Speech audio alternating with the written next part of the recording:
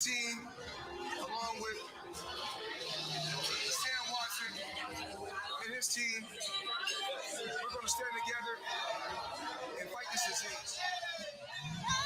I come this way before, travel through the open door, circumstances navigated the path, and life happened all so fast. No, it got lonely sometimes, you see, I know we couldn't make it. Even when I'm off beat, I still land on my feet, and nothing can shake me, cause I know life took a hold. I never this is where I am destined to be.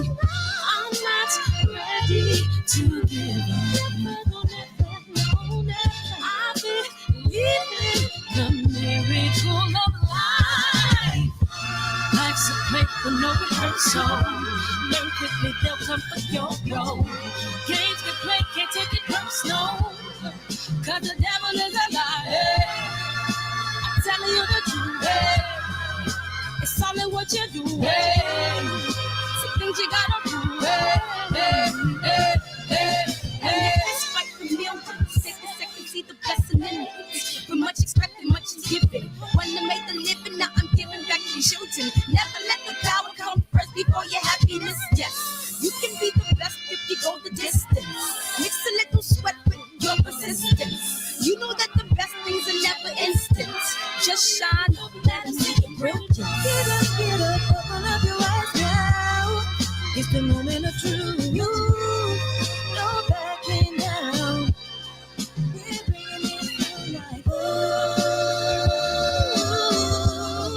for the children, it's a given. You gotta give it, be a blessing. This my personal statement. Run the game like I'm aces. Learn to develop patience, determined to be the greatest. Yeah, bobbing and weaving, they changing up like the seasons. Indigenous to the grind, so I do it for all my people. Jabbing the competition, back up against the ropes. You fighting for recognition. I'm fighting just to promote equality where we lack it. Or cancer slowing our road. I'm confident we'll make it. We focus on common goals. Yeah. Give back, give love, give inside away. Never give up, stand tall to fight another day. 2 toes, 2 feet, I stand on the ground. I'm going back soon and fight this final round. Life's a play for no rehearsal. Learn quickly, they'll come for your goal. Games get played, can't take it personal. Cause the devil is a lie. Telling you the truth, hey. It's all in what you do, hey. Some things you gotta prove,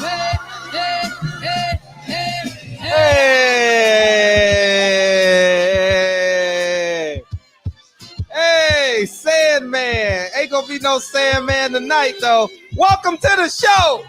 As we say to Apollo, man. Hey. What's up, Birdman? Love you, DB, man. What's up, Eli Birdman? Presidential Mike. Hey, Eli Zachary Birdman. It's going to be a long list because I'm late. Actually, I'm on time because we did God's work today. Man, what's up, Unique Don? Hey, what up? AKA Cleus. Brandon's back. What up, B-Dub? Birdman, KJ. Hey, who else we got? Brandon's back. Hey, Phil. Champion Hart. Oh, Rutledge. I knew we gonna be jam-packed tonight. Y'all already know that, man. Hot footage. Yeah, hot footage is what we got tonight. I ain't gonna even lie to y'all niggas. Man, dog, y'all gonna enjoy this. I'm gonna drop it as soon as the show is over. I was just hanging out too much, you know what I mean, with Tay and D and everybody. So I couldn't formulate a title and shit. I was trying to come up with a title and I couldn't come up with one. So I couldn't do it, man. Shout out to Team Wilder, man. I had a great time, man. What up, Eric? DB, Asia Math, man. Dre's finest. Man, we in here, man. Past the pause, man. We ain't said that in a while. Dre's finest, man. Where Triple OG at, man? Where Triple OG? Hey, Pastor Usher Deacon 305. You need to be the first guy to beam in today, man. You know what I mean? You need to bless the food that we're about to eat, man. Come beam in and bless the food we're about to partake in. Man, what up, Dre's finest? Bird, man. I thought about, I wanted to say, I was gonna say you name to those niggas. I'm like, man, why you didn't say my name? Why you didn't say? I wanted to say all y'all niggas' name, but I know I would have forgot a bunch of y'all niggas. Not forgot, but didn't have enough time to say everybody's name. But Money in the Ghetto, the shit just jumped on me, y'all. Big Lloyd, hey man, I appreciate you, man. You gonna bless this food or what? Deacon, you gonna bless the food or what? He not even in here yet. Where Deacon at? What's up, Cass? Yo, Drew. I get to see Drew. I get to meet Drew. Boxing sparring, man. Hey, it's gonna be all right. We're gonna get on with the show, man. I appreciate y'all coming in here, man, because the shit just jumped on me. And I gotta go all the way back up. Yeah, man. So I appreciate y'all, man. No, I'm not gonna drop the snippets. I got a 10-minute version because I took it off of StreamYard and just put it on my phone. So I'll drop the 10-minute one and then we'll do the. But man, whew, man. He gave y'all exactly what y'all wanted. All right. I ain't gonna even.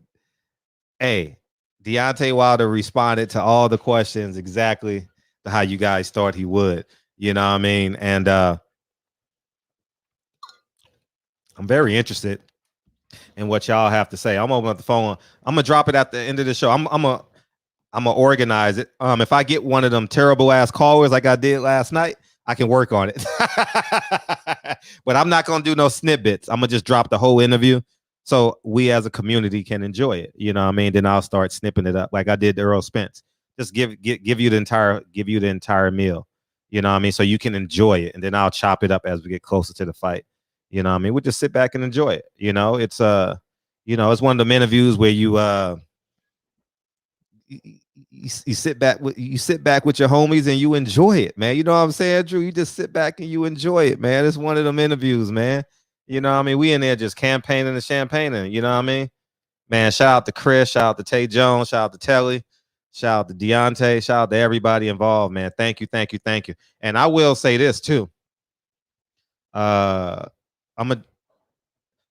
Wilder will be in the best shape you've seen him in because he honestly could fight tonight. He's in that type of dog shape because I came in his room and he was sitting down. And so we hung out for about 10 to 15 minutes. And then he said he's ready to do the interview. And then I came over with the chair and I sat down. So I hadn't seen him stand up because I watched the press conference on me. He don't want his name mentioned, but I'm going to give him he don't want his name mentioned. So me, DB, and another brother in the barbershop watched it on my phone. So we watched it right here, right? And so I didn't see Deontay Wilder up close, although he walked by me on the way to the press conference.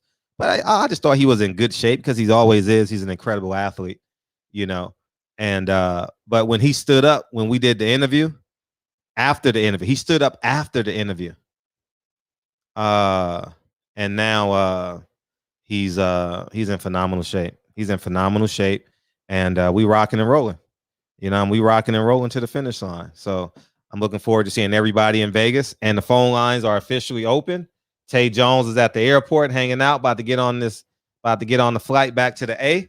And yeah, we're gonna rock out and have a good time, man. I appreciate y'all coming to the show, man. I genuinely appreciate y'all. And as soon as I'm gonna set it, and when the show ends, the interview is gonna drop. And you gonna want to. Oh my God, it's my nigga, this is dedication. This is anti-hesitation. It's a real nigga celebration. Hey, what's up? What's going on, Fred? Hey, how you feel? Who this? I just wanted to get your thoughts on the press conference. I mean, he didn't say much, man, but the stare down was probably like the most intense stare down I've ever seen. Mm-hmm. Yeah, go ahead. No, it was epic, bro. What was your take on the stare down? Because I didn't watch it.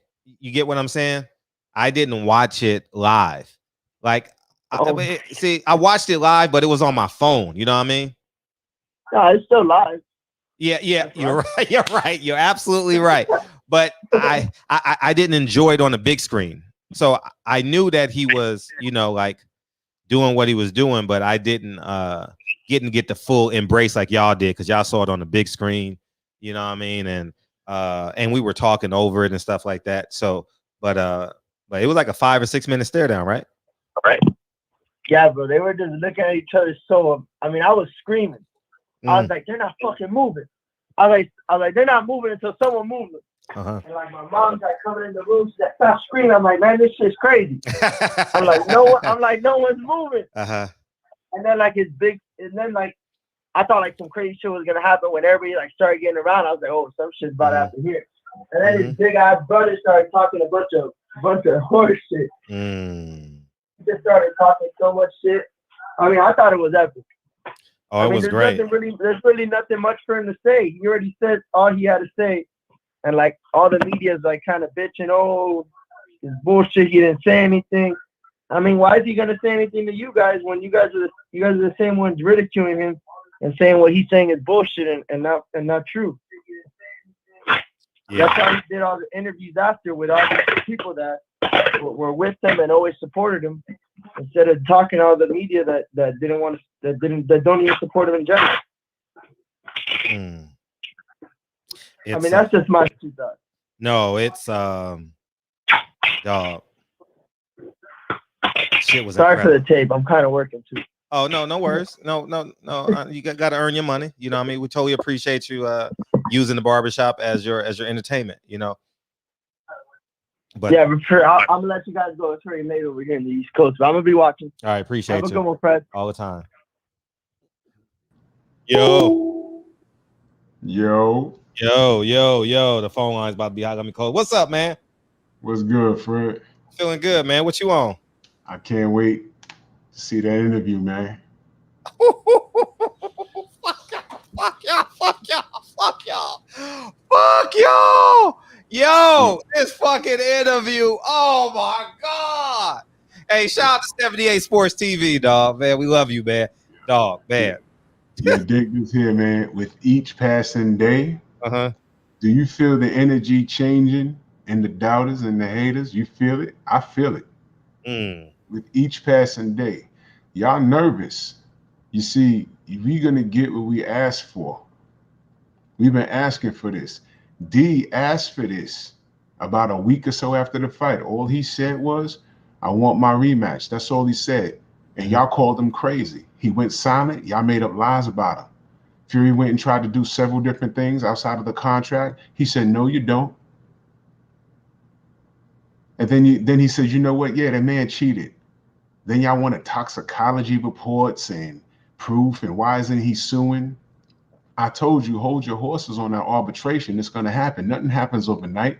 A lot of you mofos know what the courts are like. You know, it don't make no ruling open and shut. Even the open and shut case happens over like 60 days. Y'all know that. Quit acting silly. And you know what? Y'all going to get everything y'all wasn't asking for. Remember who we talked to. I told y'all when y'all was talking about, oh, AJ and this, that, and the third, I said, yo, hold on, y'all. Arbitration.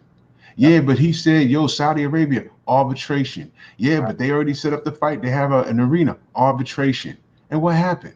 He lost the arbitration. The man, now, Fred, yes, I don't know if you saw what Mike Coppinger said today. What'd he say? Quote me, because I can you tell me the exact quote? I heard what he said, but I didn't hear it. I'm gonna read it to you. Okay, great. Fuck you, Mike. Yeah, Fuck yeah. you. F you, Mike. F you with a lit flare. Dick, you hoe. F Mike Coppinger with a lit flare. But let's get to exactly what he said. One of the things he said was, what does that mean? Media love Deontay. Media didn't love excuses and wild accusations. Simple. Oh, Mike Coppinger. Mike Coppinger, you done stepped in it. First of all, everything you say in reference to Deontay Wilder is null and void because your stupid ass works for MTK Global. And since we're on excuses and wild accusations, did you have that energy when they released the full documentary about your boss, Daniel Kinahan? Huh? What about that? Is that wild enough for you? They made a whole movie about it, did they not? They made a documentary about it, did they not? I do not care what you have to say about Deontay Wilder. In fact, I really don't care about anything you say in reference to the sport of boxing. You're an American working for MTK Global. You have been thoroughly compromised. Shut your goddamn mouth. Shut your filthy, lying ass European mouth. European descendant mouth, you bald-headed peanut. I don't care what you have to say. Bald-headed peanut. When you pointing that finger, there's 3 fingers on that same hand pointing back at you. And if you put your thumb up, it's pointing towards God if you believe in him. You done stepped in it, Mike. F you with a lit flare. But moving on. Let's talk about Eat Shit Smith. Mm-hmm. What he said? Listen. I'm going to quote him, okay? Eat Shit Smith. First of all, Eat Shit, you might want to change your picture on your Twitter because you're a cornball. He got a picture of himself on Ali standing over Sonny Liston. Oh, man. When have you ever dominated anybody in a boxing ring like that we've seen? Maybe you dominated somebody in a gym we never heard of. Maybe we dominated somebody when you're moving up in ranks. But every time I seen you on TV, you was getting your ass whipped. So let's be honest. Shout out to Erickson Lubin. Yeah, thank you. Big ups to Erickson Lubin. Putting down the hammer. No pun. Yeah, pun intended. But let's quote Mr. Ishe Smith. He said, if you call someone a cheat, if you say someone tampered with gloves, if you say the trainer cheated and conspired with the other camp, if you say your outfit was too heavy, if you say all of these things, and so happens the public gets the third fight, you can't go silent. Let me explain something to you, Eat Shit Smith. All right, let me explain something to you. He owes you nothing, especially you. He owes the public nothing. Just like I said about Mike Coppinger, all y'all did was drag his name through the mud. See, brother, I'm sure if you really wanted to dig deep, you could have contacted Deontay and asked him, you could have asked him, yo, you good? That was pretty bad. You all right? But no, you see, you brothers want to be first. It's too bad you couldn't be first in the ring. Maybe you'd have a win streak, Eat Shit Smith. All right? But you brothers always want to be, you turncoats always want to be first. You want to be first. Oh, I'm not like them. I'm not like them. I'm not like them. I keep it real. Stuck in Sambo mode. What is wrong with you? What is wrong with you? You could have called D on the phone and asked all these wild accusations. And you see, when you motherfuckers don't realize, when we talk about there's being a code, this is the type of shit we're talking about. What do you mean? How about this? You calling him a liar? Can you disprove anything he said? Everyone posted videos and pictures of the gloves in the first and second fight.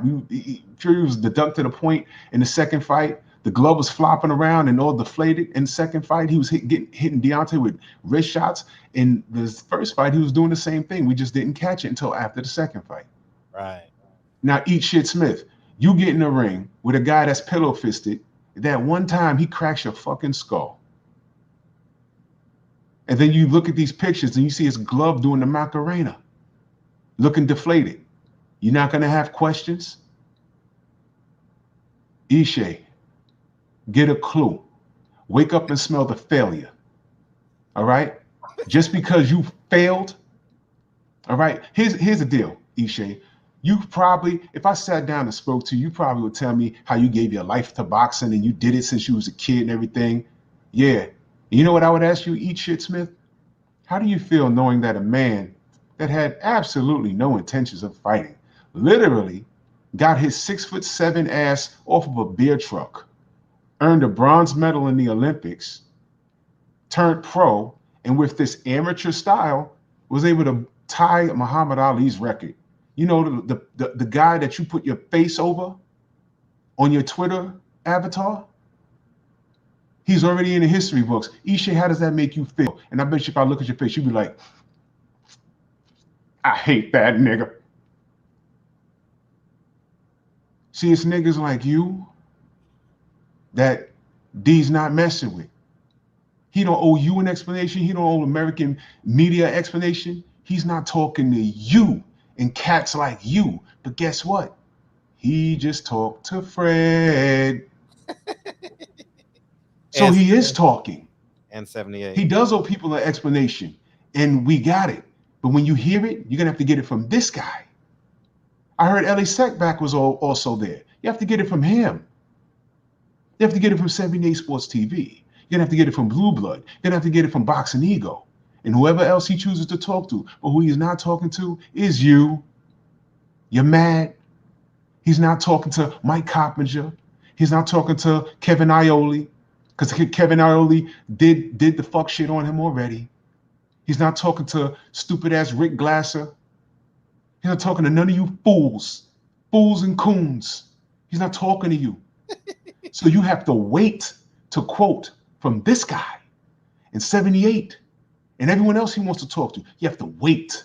How do y'all feel? All of you guys talking about, oh, I went to school for journalism. I have a degree. I earned 6 figures working for ESPN or whatever. And you can't get an interview with the champ. How does that make you feel? How does that make you feel? Let's quote you again. You said that shows you're either mentally unstable or you believed the shit you was, or you never believed the shit you were saying. You can say, I am not here to speak on that. I'm getting ready for the 3rd fight and expect a new blah, blah, blah. He literally wrote blah, blah, blah. The silence speaks volumes, especially for someone who's been so vocal in the past. Well, Tyson Fury said he was going underground 2 weeks ago. And he's been vocal all the way up to the 2nd fight. Ishe, have you done your homework? Or have you taken too many pops upside your big ass head? Have you done your homework? Let's review. Deontay Wilder, the man of integrity he is, took Tyson Fury's fat, shamu, Moby Dick looking ass off of the couch, told him get in shape, and I'll give you 50-50. Something he didn't have to do. Gave him a shot, and without getting all the rigmarole, he earned a draw. Whatever. Got him a rematch, and leading up to that fight was quite vocal. But let's take it a step back, eat shit, Smith. After the first fight, Tyson Fury's wife and his dad said, I don't want him in the ring with that guy anymore. Sure did. We barely got out of that one. You went from that to, my father, John Fury was willing to bet David Hay $1 million that Tyson Fury was going to knock out Deontay Wilder. Where did this come from? And then after the fight, we find Glovegate.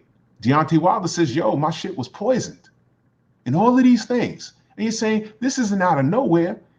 Then we look at Tyson Fury's track record, something that the American media never talks about, something that you never talk about, Eat Shit Smith. You never talk about that. So when we bring up these real life situations, y'all don't even want to entertain. Well, you know what? There may be a possibility there's something there. Y'all just brushed it off and said, yo, he's just making up excuses. And then you want to say it's not about race. Hi, Charlos. Hi, Charlos. Remember the Ring Magazine pound for pound list that y'all were left off? And they had midgets in front of you that haven't done anything that you've done? Hey, guys. Remember, was it Mel or Maul that was in my city that said, hey, man, I couldn't get in this sports club because they're being racist towards me? Huh? You got a white wife? Huh? A white wife? Using the term nigga? Nigga? What the fuck is wrong with you niggas? She's white? The fuck is wrong? That bitch ain't black. That bitch ain't black. Hey, guess what? She's also a proud Trump supporter. Did you know that? Hey, I'm not making it up. Oh, I'm not making it up. I thought she was black. That bitch is not black. That's her. Happy birthday, Donald. And I don't know if y'all can see it. That's her. That's her. Happy birthday, Donald Trump. Oh. That's not Jamel Charlo. That's some white motherfucker got him in the sunken place. That's some white motherfucker in his body screaming every day. Laws in the camp, laws in the camp, laws in the camp. The fuck is wrong with y'all? Hey, Charlo brothers. Triple G got a big bag from DAZN and stock options in the company. And no one talks about him ducking y'all, but us. Canelo was ranked ahead of you, ducked you, and is about to go to 168. And his fans don't hold him accountable. We do. What the fuck is wrong with y'all? But that's okay. Those are 2 less motherfuckers I gotta even stick up for. Whatever happens with them happens. Y'all guys have to be picture perfect moving forward for the rest of your career. I don't want no more close decisions. Anything that people could say, hey man, I think he lost that fight. Guess what? Whatever. Y'all deal with it. I didn't know she was. I ain't gotta do no more short videos about it. I ain't gotta talk about y'all. Thank you. Wow. But the whole time, when y'all thinking like that, we down here in the trenches. Guillermo Rigondeaux, King Kong Ortiz, Erison Andrew Lara, Gary Russell Jr., Andre Ward. Remember Tim Bradley? Remember what happened to you, Tim Bradley? When you beat Manny Pacquiao, did you really beat him? And when you won, what did they do? Death threats got you in a funk of depression. Your next fight, you got in the ring with Ruslan Provodnikov and fought the stupidest fight of your life. So bad you was talking slow for 90 days. What the fuck is wrong with y'all niggas? What's wrong with y'all niggas? You think we're not paying attention? We're here for you. Wow. Old media doesn't speak on that. We speak on that. But it's fuck us, right? Shit. Eat shit Smith. If you was pulling your weight, we be out here backing you because that's what we do. But you picked the side of the fence. Stay your ass there. Yeah, Deontay does owe us an explanation for his allegations, and he explained it to us.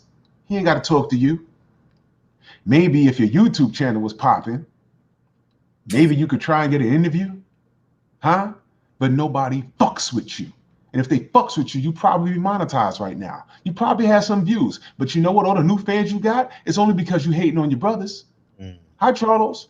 All these new fans you got in the last 2-3 weeks is only because of what you're saying.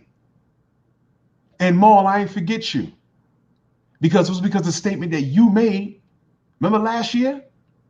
Oh, nah, D just got his ass whooped. Rick Glasser took that quote, made a meme with Deontay getting punched in the face, and quoted you and tagged the LDBC in it. Oh, he did? Yes, he sure did. That was Maul. That's why I say I'm not fucking with either of them. Y'all on your own. You don't need me. You got. I don't feel sorry for anybody that got more money than me. Fuck that. You're on your own. You good. You good. But everybody gets their nigga wake up call. Don't look towards me. No longer quality control. You don't need me. Get your PR people to handle that. Don't cry racism anymore. You done threw that out the window. Eat shit Smith. You picked your side of the fence. You have been thoroughly bodied. You done fell on a ton of spikes off of a cliff. And I would say you ought to be ashamed of yourself, but you're not. And after the 25th, well, come the 25th, let's see what side of the fence you on then. Because all you're going to be talking about is how different Deontay looked, how sharp the punches looked, and how bad Fury lost. And is he coming back after his shit is all fractured with real gloves? Fuck you very much. That's all I got, Fred. Appreciate you, big homie. DOG215 got my Bronze Wild Bomber shirt on. Yeah, man. Seen and unseen boxing. I feel as the fans, we win. Finally, we get that body as requested. Hashtag Bomb Squad. Hashtag all day and night fam. Hey, I was so hyped interviewing D. Hey, he's like, man, I was like, man, you got to get rid of him, D. He said, D said. All right, go. Y'all just enjoy the interview, man, because Deegan 305 is coming in here. What's up, Pastor Usher? Deegan 305, man. Hey, it's a great day. Too blessed to be stressed and highly favored. Too anointed to be disappointed. Won't he do it? Bruh, I believe my neighbors heard me across the street today, bruh. Across the street. I say it again. Across where? I say I believe my neighbors heard me across the street over here inside I'm yelling and screaming. I'm so happy and jubilant. Hey man, listen. The man went right out there and did exactly what I asked. Man, I'm talking about whether he heard me or not. that just shows you the connection that this man has with his people. I don't know if he heard me, but what he did is what I called for on this show. I said what I want to see my brother do at the press conference. Tell me if you remember it, Fred. I said, I just want him to go out there. Don't say a word to this clown. Just stare this clown down. You know what I mean? That's going to take his soul. You feel me? Hey, but wait. Thank you, DB. You know what I told Wilder? What you told him? I said Deacon gonna be so proud tonight. What? I swear before God. It was after the interview because we hung out for about 20 minutes. I said, right. Deacon gonna be so proud tonight. Deacon gonna be proud tonight. So I mentioned your name, I mentioned your name, dog. I appreciate it. This is why we build community in this platform. You know what I mean? If I'm going to see Earl Spence, I'm gonna say, you know what? Kyle got 13 pictures of you in this thing. That's right. You know what I mean? When we doing this, I'll be like, I know Deacon is tickled pink. He about to giggle his ass off tonight. And look, the nigga giggling. You know what I mean? You know what I mean? I swear before God. I swear before God. So I did miss you. Thank you, DD, for reminding me. I did. I thought about you, dog. I thought about it. Man, I love you, bro. Jesus. He said something about Jesus. And I said, I love that shit. Yeah, he did. Oh my God, brother, you the best, man. I ain't gonna lie to you, bro. Man, I'm telling you, you talking about excitement up in here today. Oh my God, bro. Listen, that was that warrior spirit, man. You know what I'm saying? Listen, my wife had a saying back in the early 90s, and I had her to put it on a shirt. And what it said was strong words without saying anything. You understand what I'm saying? Oh my God. Them was some strong, silent words. Bro, I'm coming for your head. And I don't have to voice it. I'm going to show it to you. You know what I'm saying? Oh my God. Yeah, man. That was it, bro. Man, I just couldn't wait. Man, I've been checking. I'm like 12 o'clock. I'm counting the minutes. I'm like, I'm finna get ready to call Fred. What, you ain't coming on tonight? What's going on? Hey, Tay, my brother, man. I can't. Hey, Tay is a visitor in my city, man. You know what I mean? Okay. Yeah. I got her family good, man. Like I said, if y'all know me, I'm the first one to get off the helicopter and the last one to get off, man. That's right. You in my city, man. I got you. You know That's right. Yeah. You know what I mean? In my city. Man. Listen, man, God is great, man. I got some plans for the future for us, man. I'm calling it, I'm speaking it into existence. It's going to be a Black movement, and I'm depending on you and some other brilliant minds I want to put something together. But I know with the strength and the mind that you people have, brother, it's far different from on my end in the South. The whole it's a lot of I know they're probably gonna get on me about this, but Florida, man, let me tell you, I love Florida. It's my home, right? But it's a lot of jealousy here, man, envy and hatred, man, for each other, man, and we killing each other. I know it goes on everywhere, but I'm just saying, I think I gotta move around.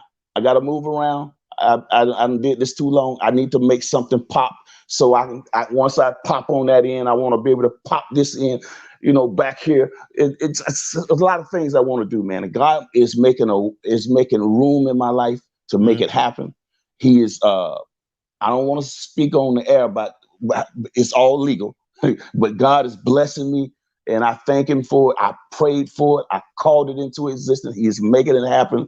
And these relationships are not happen chance. This is divine that I met you. You understand me? And from you, it's other relationships has came through that. And I thank God for that. That's why I said, brother, I love you. And I mean that. You know what I'm saying? And hopefully I don't have to prove one day that I'll put my life on the line for you, because I'm that kind of guy, but I'm not a reckless person. I'm not somebody that you would have to worry about. I don't start shit with people, but I look out for my people. You feel what I'm saying? I give my last for my people, but I'm not a crash dummy. You know what I'm saying? So I don't want to be misconstrued in that way. But hey, man, I love you, bro, and I just appreciate you, man. And man, the champ, man, it's like he heard me, man. That the day, man, tell the world what you wanted him to do, and he did it. Tell the world. I called it on this show. I said, all I want my brother to do is when he get on that press conference and stand before that man, stare through his soul. Don't say one word. You know he's gonna be on doing all that talking, trying to break your concentration or whatever. No, see, it's just don't say a word because he can't get a beat on you. You see what I'm saying? He don't know what's your mind frame. He don't know. Now he's going back in his wherever he's gonna go to. He's got a load of stuff on his mind trying to figure out what you're thinking. That's where we want him at. You see what I'm saying? It's the first strike is the strike is mine, not the body, but the strike is mine.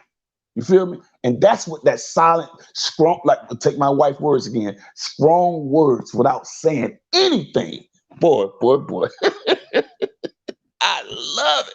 Oh man, look here, man. I hope he can hear me, brother. I love you. You did exactly. Tay Jones is listening. Tay Jones. Hey, Tay, I DM him too today, and I ain't getting no answer back. I know it was exciting for them and all. I understand. Well, bro, I love you. Let D know, bro. Listen, that was the first blow right there. He I can't hardly get it out, bro. That was that first strike right there. Strong words without saying anything. That boy got to think about that. He right now, he's wrestling with his own mind about what was on Deontay Wilder's mind. You feel what I'm saying? And what he's seen in them eyes was cold. And I'm gonna say this before I get off. I can tell you what he's seen in Deontay Wilder's eyes. I've seen two men in my life like this before. I met two men that was real menace to society, bruh. And at those two moments, well, one of them, I wasn't scrapped. And I knew if I flinched, if I messed around and broke wind wrong, death was coming to me, bruh. I've seen it's killers all around, but no, it's a difference when I'm talking about menace to societies. I don't know how to, but it's a look in that eye, and those eyes would let you know, boy, this is death. And I seen two people like that in my life. One I had to go after because he kidnapped my nephew and tried to kill my sister. But the other one, I was standing in the wrong place trying to go get my bag. And I don't know where this other little cat came from, because the people who ordered me the bread, I was going to get them. But boy, they had a hitter sitting right there, and I wasn't ready for the moment. And I like got caught slipping. I didn't look like no coward with it. Hey, sometimes you got to fold them, bro. You got to know when to hold them, know when to fold them. I wasn't gonna win that. Ain't no sense in me playing with that. I got my ass off that set and pushed on and live to see another day. You feel me? It's not what you do, it's how you do it. That don't make me no coward to want to live. You feel me? Sometimes our people get caught up into that being so tough and so bad to they don't want to be pumped. Listen, bro. All that stuff there is for the wolves. Make it home to your family. Live to see another day. You know what I mean? Sometimes you just gotta fold it up, bro. You win the ones you can win. You don't have to fight every battle. Every battle is not for you to fight. Sometimes you gotta know when to fold it up. And I learned that through my life and struggle out here, which caused me, and I thank God, to make it to 50 years old, 51 August 1st. Because I knew that I could not be out here trying to attack everything that came my way.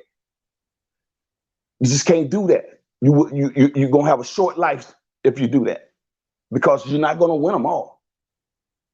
Even though you feel it in your mind and your heart that you're a tough guy, you ain't nothing to play with, and they know you ain't nothing to play with. And that's sometimes could be your Achilles heels, because they know that you're dangerous. They know they're not gonna give you a shot, because if they give you any elbow room, you're gonna take them out. So that make you more of a target. So I understood all that. So I knew if I didn't have a win, I get on back home to my family, bro, and get right. You know what I'm saying? And especially if these people didn't up nothing on me and they just stood their ground, right? Meaning that if I didn't push the issue, they didn't do nothing to me. So you know what? Especially if that was no issue for me to be pushing on, man. No, man. You got to know when you got to pick them and choose them the right way. That's all I'm saying. And it don't make you no coward to do that. Hey, man, Fred, I love you. All the I time. love you, D. Hey, I love you, D. And I love, the shop, the LDBC, baby, we finna, reclaim our time in history. Love you, bro. Yes, sir. All right. What? Peace. Yeah, man. Hey, let me tell you, I'll tell you at the beginning. Hey, what's up, D? Peace. Shout out to the shop. Shout out to the entire third. Beautiful thing, Fred. With you and the champ today. I'm looking forward to the interview. I'm pretty sure you and DB conducted a beautiful interview. Shout out to y'all, man, for being consistent as far as when it comes to the interviews. And if y'all did anything close to the Earl Spence interview, I know y'all knocked that out of the park. So just early kudos. I can't hear you. Early kudos. That's all I want to say. Early kudos. Outside of that, I want to talk about the Charlos real fast, and then I wrap it up. I don't know where this Charlo hate is coming from. As far as them in the ring, I just want to see them fight in the ring. I don't care who they sleep with. I don't care who they married to. I don't necessarily care for their politics. What I personally believe is they are boxers. So I don't expect them to say profound things, or I don't expect them to be leading the charge when it comes to politics in our community, or to even understand it. What I think is they are geared towards sports, like a lot of people who do sports, and that's what their main focus is. And they may chime in from time to time, but I don't think they know enough to even engage in certain conversations. So I give them basically a pass for that. So I don't know why we coming on here worried about who's dating who, or who's sleeping with who, or what color their significant other is, because I don't know what color Shakur Stevenson's girlfriend or wife is. I'm not concerned about that. It doesn't matter. I'm concerned about Shakur Stevenson getting in the ring and winning and putting on stellar performances. The same thing with the Charlos. So, and also, if we don't rock with them, or certain people don't rock with them, we trash them during a fight week. We asked for them to fight Juneteenth. We got that. We asked you. We in the shop spoke to Marcio Suleiman about the WBC sanctioning the fight. They made a special belt, and we come on here and we trash them, and then we want to talk about who they dating and what ethnicity is they girlfriend or they wife, and it has nothing to do with boxing. That's the thing that I don't understand. I'm pretty sure Canelo, even though he got certain people of his ethnicity that don't rock with him, I bet you they not on boxing shows talking about his wife or his girlfriend, or who he's dating, or what color she is. The only thing we should be concerned about is them boys getting in the ring and performing and doing what their craft is, and doing it at a high level. So I'm gonna say, everybody in the shop, please support the Charlos. If you don't agree with their politics, then don't support them. But we don't need to be coming on these platforms steadily trashing our fighters, steadily trashing our fighters, steadily trashing our fighters because we don't agree with their politics. My thing is, if I don't have nothing good to say about any of the fighters, I'm not gonna come on platform and trash them, because what it does, it opens up arenas for other people to trash our fighters, and it makes people feel comfortable doing that. Because if we sit and trash them, hell, we sitting there talking about their personal life in their bedroom and who they sleep with in their bedroom. Boxers. But once again, I think the narrative is always skewed depending on who's telling it. So you can get certain people to talking about what somebody does in their personal life and who they sleep with in their bedroom and that kind of thing, which is kind of disgusting, but that's neither here nor there. But shout out to the third, Fred. Let's keep it going and support the Charlos. I'll be watching. I wish that I could be in Houston this weekend. I can't. So I'm gonna be buying a pay-per-view and I'm gonna be tuned in watching a championship fight. So peace. Let's keep this thing going, Fred. Appreciate you. Also, thanks, B. If you gonna be in Houston, holler at me. Hit PPD up. Pick a winner, PPD. So we got 2 tickets for the Charlo fight. If you want to go, hit PPD up on Instagram. Patty Styles Pilates. Patty Pilates Styles. It's one of them 2. She'll put it in the chat right now. And Mr. Gumbo, Deacon just preached to the church service in 20 minutes. Amen. You know what I mean? Damn sure did. You know, I'm not one for that. I would agree with you, Brandon, in terms of, well, obviously, right, for you know, just how my life is set up. I don't really care who he sleeps with, but you know, that N-word is, and I don't respond to the N-word at 43 like I did at 35 and 25. But I do just hold my silence and go and I never forget it. You know, so I think it's more of I totally forgot what I was about to send y'all. It's more about what she said by not being black, you know what I mean? But everyone have their own perspective, you know. So it's totally up to you how you receive it, and I respect it. So yeah, I was opening up the phone lines again. That's what I was about to do. Yeah, man. So it's totally on you. But the Wilder interview is coming on at 2:17 tonight. 2:17 tonight. My nigga, this is dedication. This is anti-hesitation. It's a real nigga celebration. You know what I mean? Yeah. Hey, what's up? Barbershop Conversation. Hit the subscribe button. What's up? Hit that like button. Hit that subscribe button. Salute for it. What's up? What you got?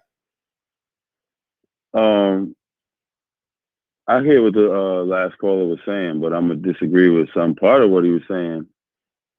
I mean, I don't think nobody is really worried about who the dude's sleeping with. I mean, let's remember why we were talking about him in the first place. You know, you're saying we shouldn't be on here trashing our fighters because that gives other people, you know, makes them comfortable doing so. Well, recall that it was Charlo jumping into Wilder shit, and then Charlo girl shitting on Wilder. So would that say that it makes other people comfortable to do so, to shit on one of our fighters? Right. At the end of the day, if you support Charlo, support him. But if you don't, over what he was saying, I ain't going to tell you wrong for that either. You know what I'm saying? At the end of the day, everybody got their own preference. I like the Charlos in the ring. But at the same time, if we're talking in one breath about standing for a certain thing, and then you got people like, this is the same type of shit I said the last time I called, and you have people standing on the exact opposite line of that, well, that may be an issue for some people, because some people do stand for more than just shut up and dribble or shut up and throw punches. Now, as far as Wilder, at the press conference, I think he played that shit beautifully.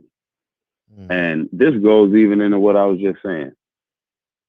How many of these dudes, man, would be in Wilder's position and fold to what he stands for?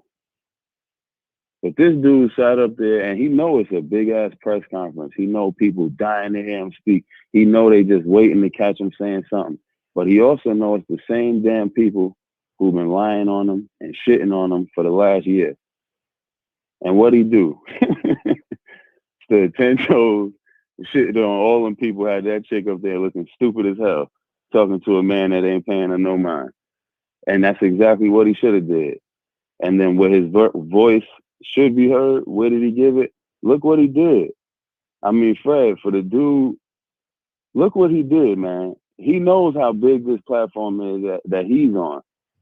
He could have gone ahead and bent the knee and given an interview to whoever, Coppinger and Ioli and all these clowns and Little Kim and all these little people that have been shitting on him for he could have done it, but he didn't. He stood 10 toes down. He gave you the interview. Now you about to come out with the crazy exclusive, and watch how crazy these people go after that. Salute to Deontay Wilder, man. I can't wait till the morning of the 25th of July. That's going to be a great day. Yo, shout out to the barbershop, Fred. Salute Appreciate to you. you. Keep doing what you're doing, my brother. It's Mr. Finesse. I'm out. All right, peace. Now, I will say this, not in defense of Ellie, but just in defense of the truth. You know what I mean? Ellie got kicked out of a press conference for supporting Deontay Wilder out of a media workout. So as it pertains to that, I just want to put it in perspective. You know what I mean? So just so y'all know the full story about that, you know, but that little Kim shit is real funny. What's up, 202? What's up, Fred? What's up with you, man? How you feel, man? How you feel? I'm feeling fucking good. You know, just like everybody else. 444. That's what the numbers say. 444. That was the album. That was the album of the year that year. Anyway, think so? Yeah, it came out with who? What year did that come out with? He lost though. 444 lost, but I forget what album went out. But anyways, go ahead. What's up? He didn't win it. But yeah, just like everybody else. So everyone's excited about, you know, Wilder's energy, what he gave to the media, who basically told him to, you know, basically lied on him and stuff like that. And I appreciated him not saying anything to them or not wanting to talk to them. And it's completely understandable.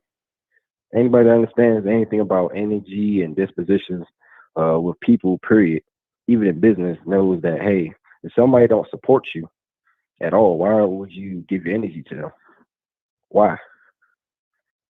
And, you know, I heard somebody say that more boxers need to be doing it. Particularly certain boxers need to do that more often.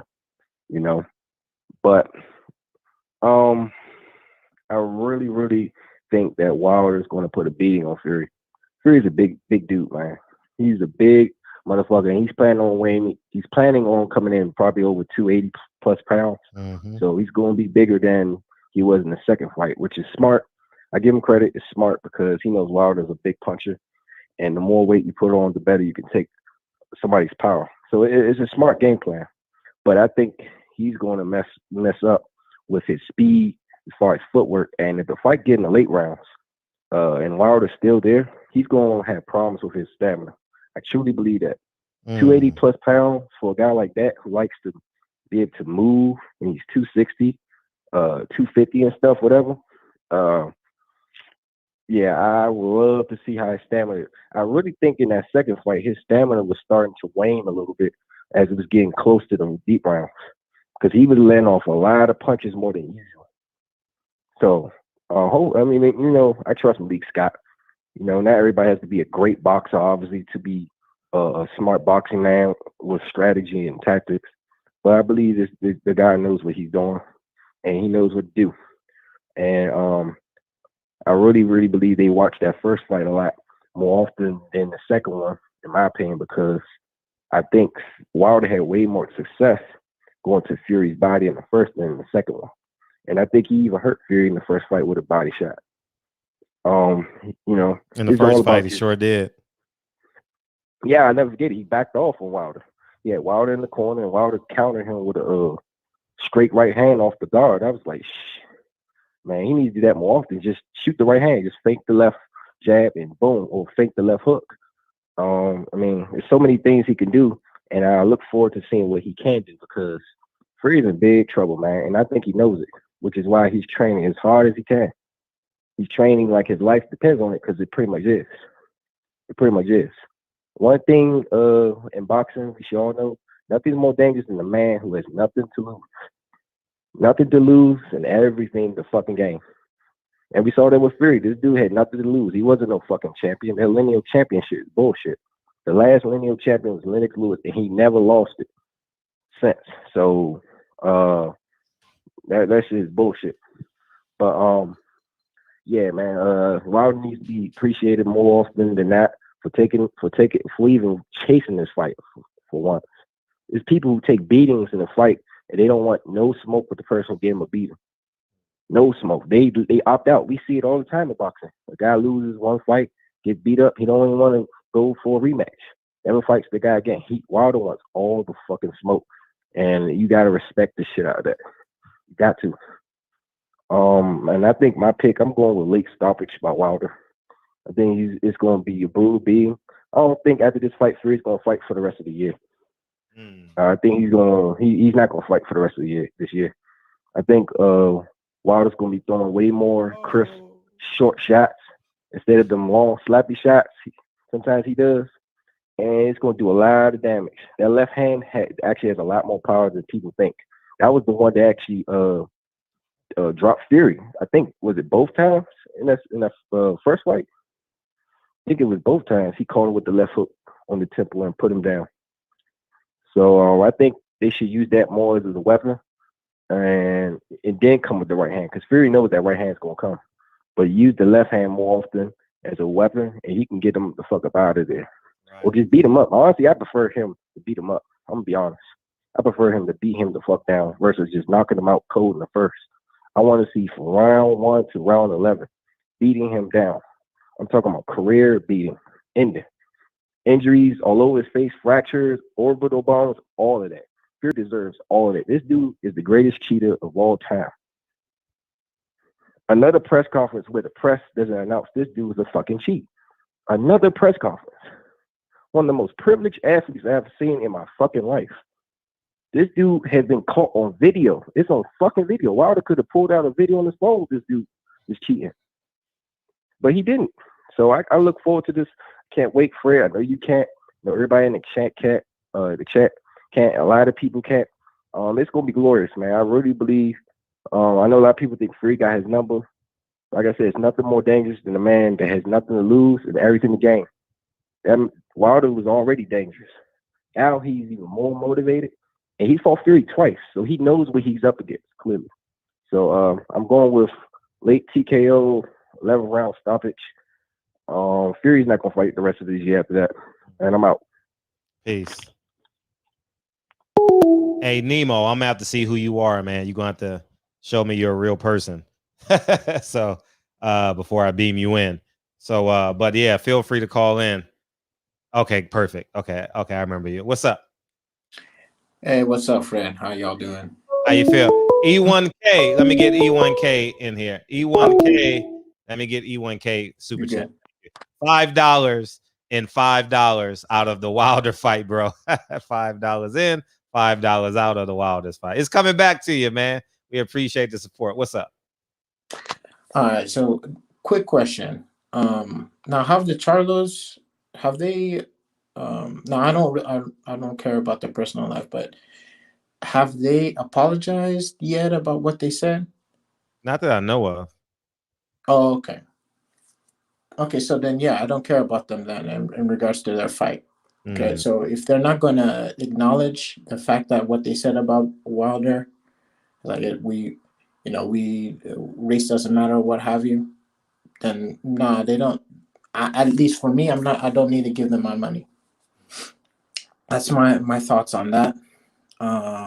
In regards to Wilder, what he did today, perfect. Oh, yeah, I'm sorry. I got it now. I'm talking to the chat. I got it, man. $5 in, $5 out. Hey, when he charges $10 for the pay-per-view, he charges 5 people to leave and $5 to come in. I got it now, dog. I got it. What's up? Go ahead, dog. All you. In regards to Wilder, you in San Pedro, right? Yeah. Okay, I remember. Yeah. In regards to what Wilder did, there isn't anything to say at this point. You get what I'm saying? Nothing more to say. Anything that he's going to say, they're going to turn it into something else anyway. And the media never loved Wilder. Never. From the beginning from the beginning when he was trying to fight Klitschko and trying to actually make a name for himself prior to getting the WBC title. No, they didn't pay him no mind. And now, with everything going on, now they're just trying to do their best to put him down. So why speak? I don't understand. So no, Wilder did the right thing. I'm really excited about that fight and Earl Spence, but I don't care about the Charles. That's all I got. Appreciate you, man. Appreciate you calling in. Thank you, dog. Hey, PPD, you want to beam in and you don't have to put the camera on if you want to do it that way? because the phone lines are real tight. If you want to do it that way, just beam in, PPD. Just keep the camera off, and we'll be good. Just beam in and do what you do. You know what I mean? And we're gonna rock out. I ain't caught no videos. I don't know what's going. I know it's all Wilder news, so that's all we talking about anyway. But yeah, man, where we at with this? So yeah, call in. It's all y'all, man. You know what I mean? And beam in, PPD, instead of calling in, because the phone lines are jam packed tonight. I already know. My nigga, this is dedication. This is anti-hesitation. This is a real nigga celebration. You just gonna call in and hang up, dog? I gave you an intro too. Damn, man. What's up with that? What's up, Knowledge? Welcome to the. You want? That's what you want. Welcome to the show. Is that what you want? Hey, that 300. Hey, listen. If a guy comes in to me 300 pounds, I honestly can wait him out. No pun intended. But 6th or 7th round, you know what I mean? You know, you still fight your fight, but you know round 7, he gonna be gassed. What's up? Fred, what's going on, man? Fred, what it do? Hey, actually, I was saying, Fred, what's up to you? But it's Dashiki Jones, man. Hey, what's up, Dashi? What's up, man? Hey, what's going on, brother? How you doing? They walked in with guns, walked out with jobs, man. That's what happened. Ain't nothing wrong with that. Yeah, your name sounds like it should have been in that movie. But anyway, what's up? Just really quick, because I'm not trying to hold up everything. I just want to say the champ is a special man, because like his energy was palpable during that. Just watching that stare off, man. It was like as soon as he took his glasses off, he was like peering into Fury's soul, and you could see the moment when Fury actually cracked. And in typical caveman fashion, they started feeling better once the police got in the way, or not the police, but the security, and all their numbers got a little bit more deep, and they started getting a little brave. And then once Wild and crew moved from the scene, you know, they started talking all that trash, which was just amazing. I'm just really glad the champ stuck to the plan, just didn't say nothing, don't give these people nothing, they don't deserve nothing. How my man Bernie Mac said, they don't deserve nothing, they ain't get nothing, they don't get nothing, they don't deserve nothing. And that's how they should be. Just don't get them cats nothing at all. And I'm just excited to wait to see what this fight gonna look like on the 24th. My only prediction is, because I think Fury is really shook, and I don't think they have a way to really cheat and get by, Fury's gonna come up with COVID on the 20th. Wow. I don't think he can. I don't think he'll test positive. The fight too big. I'm keeping the butt. Hey, it's no COVID testing for this fight. What? How? Vegas is wide open. You're not obligated. You're not obligated to do it from this point on. Oh, okay. I figured they were still testing everybody. I mean, they probably. I don't know if it's protocol, but yeah, I don't think you have to. Vegas is like Texas. Yeah, I'm in Texas, and even with us, we're still masks are optional. Oh, I don't know the rules. I'm just guesstimating. I wouldn't. Oh yeah. Mm-hmm. Yeah, but that's all I had, man. That's all I had. Just keep on cooking, man. Enjoying the show, man. You had some great shows. One question: do you always do your lives at this time? Yeah, because 9 p.m. Pacific Standard Time. The doctor? What doctor? What's his name? Dr. E or something? Y'all was talking about. Yeah. Oh yeah. Oh no. That was a show I did on his, and I just reposted it. That was Saturday. Oh, okay. Yeah. So sometimes I drop random. Sometimes I drop random videos. I appreciate you supporting the channel though. Yeah. So yeah. All right, man. I'm here every night, 9 p.m. Pacific Standard Time, Sunday to Thursday. Got you. I'll be there every night. I appreciate the support. All right now. All right, peace. Got it. What up, PPD? Hi. Young Malcolm, I'm the leader of the movement at this bitch. I ain't got no West Coast shit in here for you, but that is West Coast. That is. It is West Coast, yes. Yeah, but that's with Jay-Z though. You know what I mean? That's with Jay-Z. What's up? What you got? Yes. So I'm all about looking at energy, and I can see how much Wilder is honing in his energy. I think the last fight, he seems like such a giving man that he may have overexerted himself. And I believe that he learned a valuable lesson, a lesson of knowing when to be exclusive, who to be exclusive with. I believe he had those headphones on because he may be listening to something. Obviously, he's in his chi, he's in his zen, he's in his quan. You can see the difference. You can see Fury's energy look a little puzzled because Wilder is really taking off mentally somewhere to a whole different dimension. And that's exactly what I'm seeing. His concentration is whew, it's so interesting. I could only relate it to the focus of what I train in Pilates. However, he's gone through something and I can see it. He's just gone through something. That's the best way I could say it.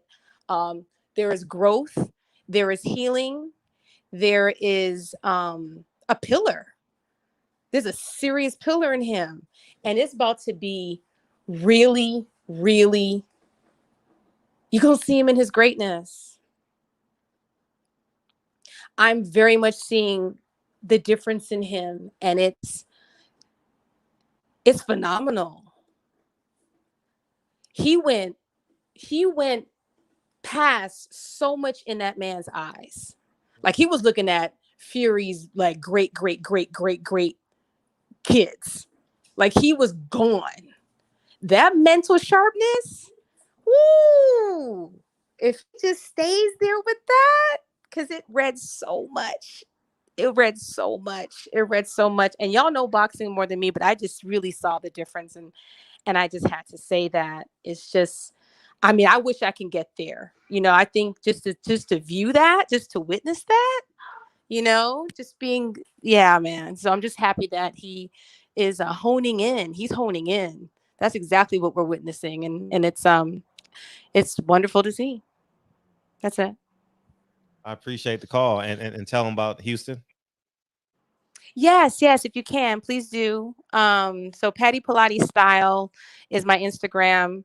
Please DM me if you're in Houston for Juneteenth tickets. Maricia Suleiman is donating 2 tickets to the barbershop community because I will not be able to attend the fight. So I wanted to, of course, get those tickets to be used to see the Charlos. So yeah, just go ahead and let me know, and I'll go ahead and pick 2 people.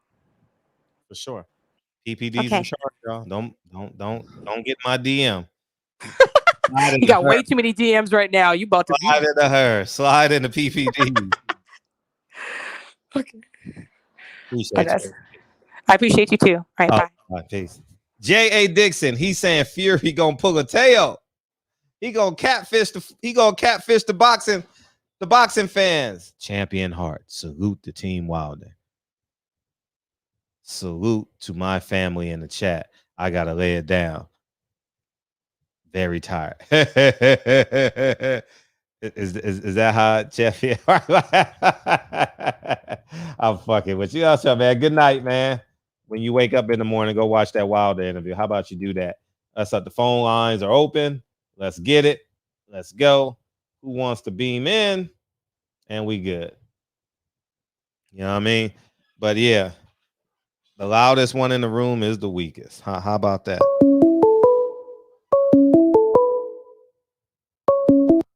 My nigga, this is dedication. This is anti-hesitation. This is a real nigga celebration. Hey, what's up? But I called earlier, but I had another question. Yes. Well, first, he said about Fury pulling a Tio. I heard earlier that Bob had an interview and he said that both of them got vaccinated, Wilder and Fury, and their teams. Oh, really? Did Wilder tell you anything about that today? I haven't asked him about that, no. Okay. And then I also wanted to ask about Tio, bro. What do you think about that? I think he's running, bro. You think Tio's running? I mean, bro, how you gonna get COVID 5 days before the fight? How's this possible? Aren't these people supposed to be like in bubbles? Like it's like his biggest payday. Shouldn't he be taking this like more serious? Right. That's just how I mean. He's been in the streets. Confusing me. He been in them streets. Hell yeah, he's in Miami, my hometown. He's probably at all these clubs and shit, acting like a fool. And then you said something about Little Kim. You talking about Steve Kim? Yeah. Well, what's the joke about him? Because like I know him because like he's not from Miami, but like he's a big like Miami Hurricanes fan. So I always see him at the games at the tailgates. Oh, so, like what's the joke on that?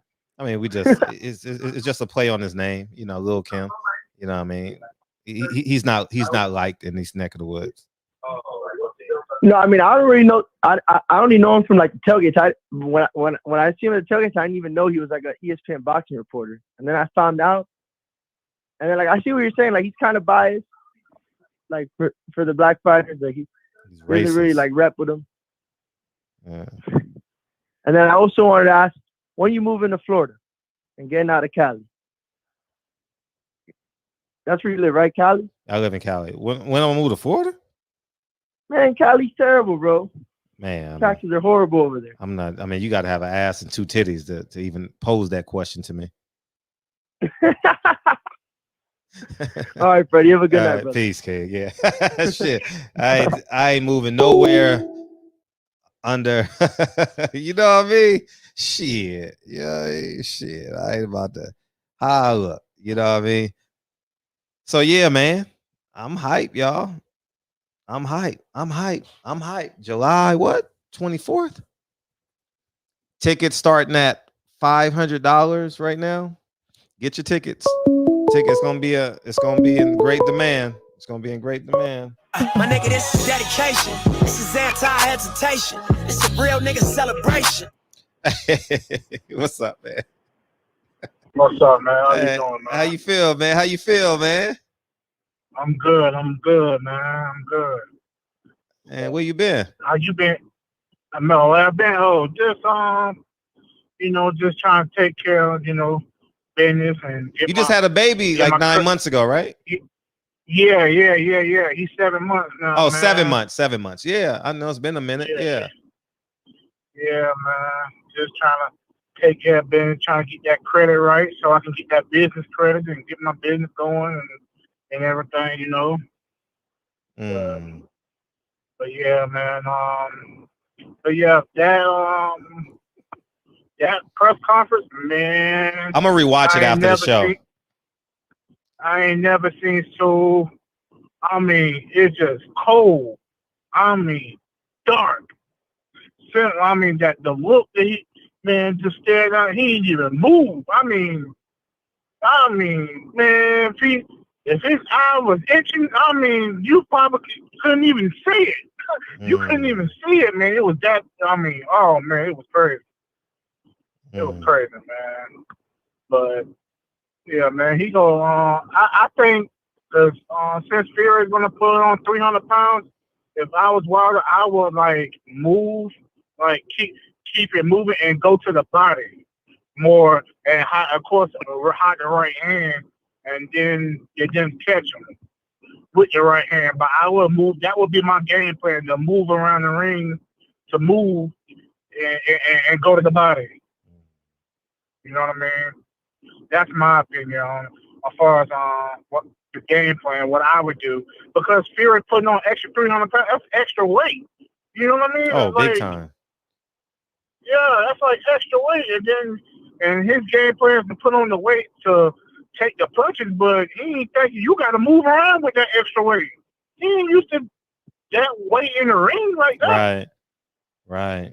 You know what I mean? Because the second fight, he came in 270 something? 273 or 276, yeah. Yeah, and now you putting on a whole nother 30 something up.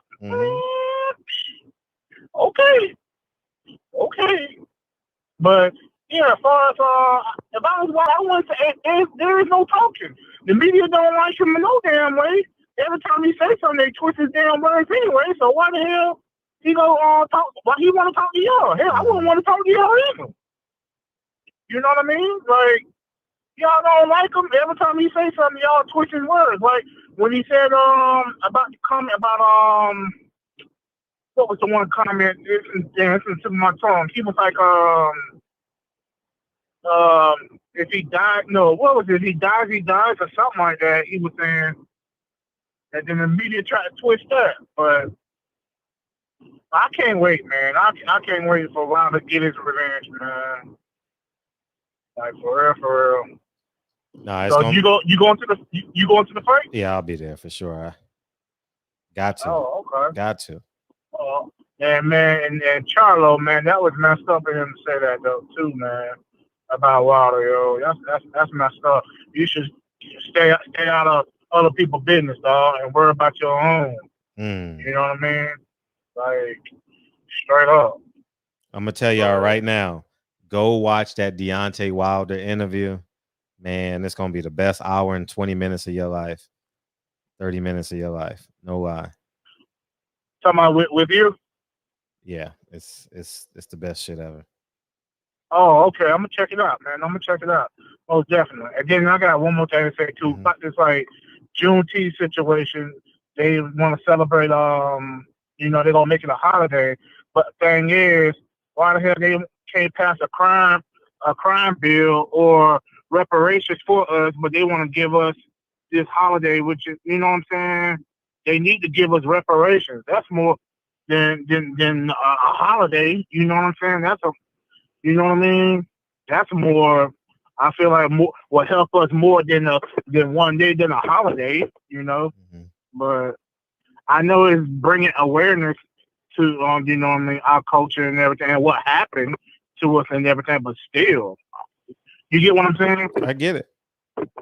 Yeah, but yeah, man, that's all I got to say, man. All of them. We appreciate you, man. Welcome back. Welcome back. Let me get welcome. Welcome to the show. Welcome back, man. I'm glad you had a boy or girl.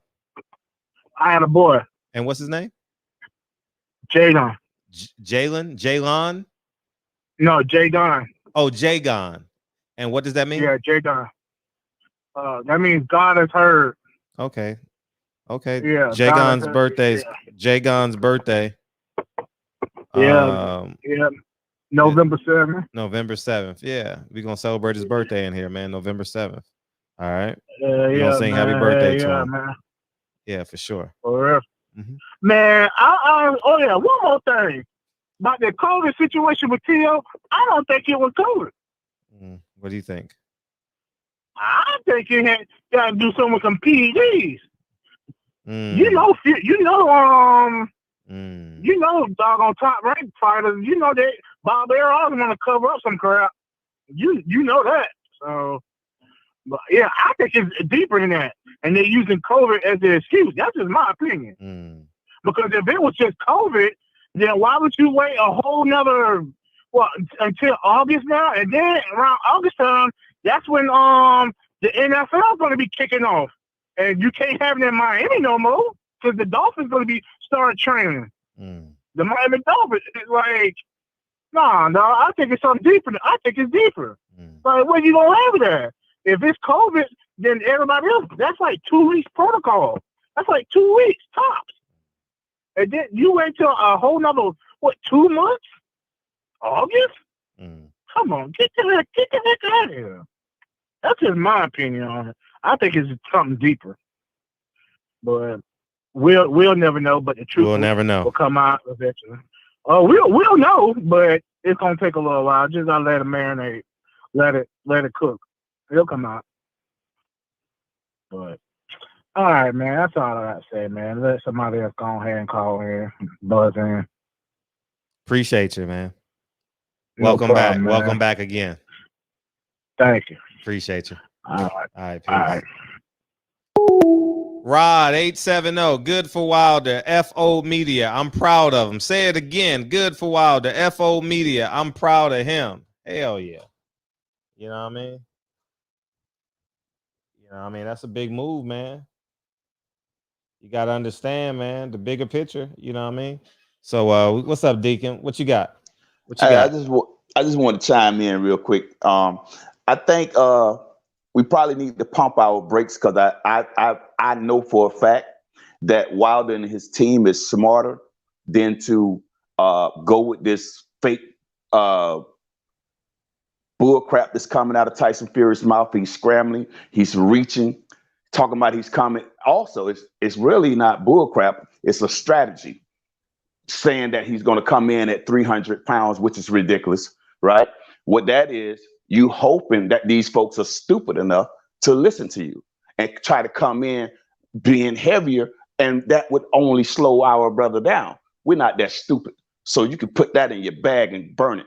We're not buying it, bruh. You know what I'm saying? We coming, guns are blazing. Be ready. That's what's going down. You can weigh 400 pounds if you want to. We coming in at that move around weight. If you come in at 300 pounds, we're just going to move around you. We're going to move around you. Guess what? We're going to pot shot you. And I hope you get against the ropes, right? And you know how he like to act like he floored somebody, you know, from side to side. See, what we're going to do is we're going to feint that right hand. What you going to do? You're going to twitch to you're going on your right side is where you're going to roll to.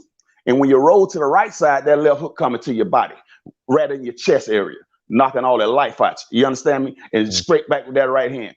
But that's that cleanup. That's that cleanup out.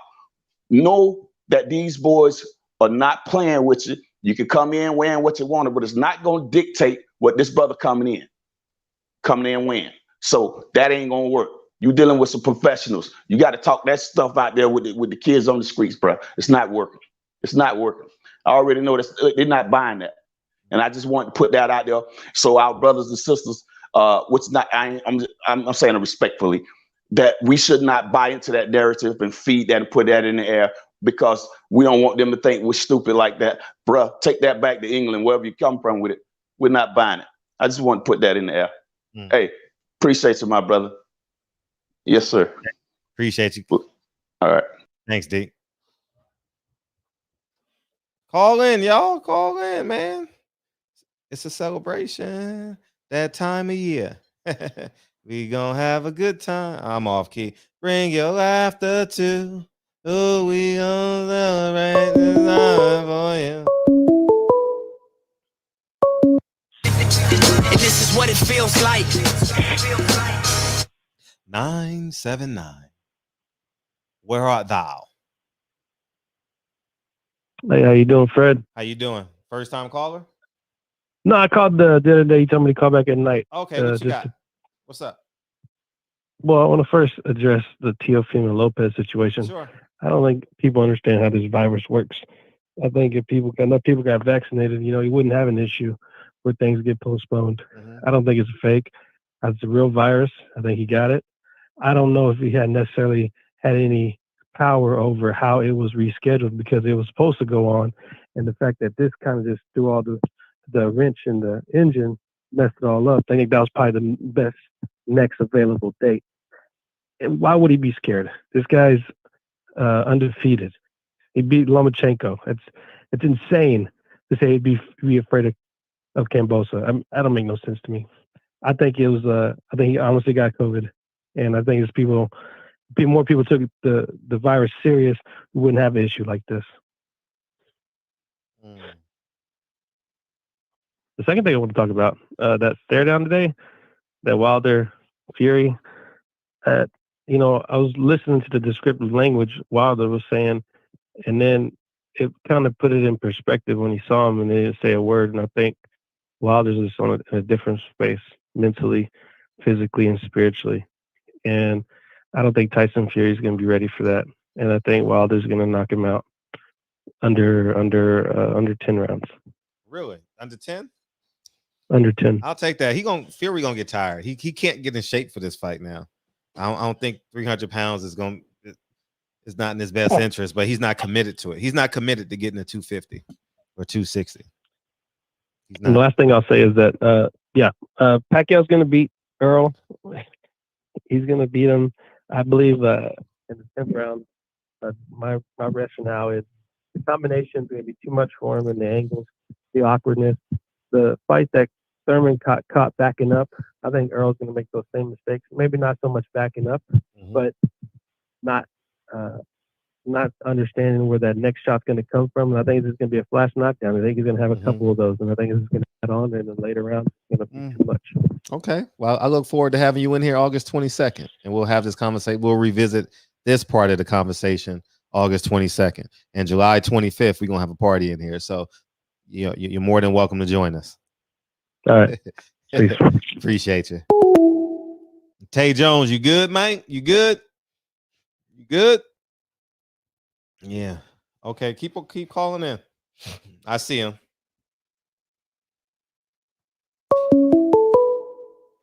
And this is what it feels like.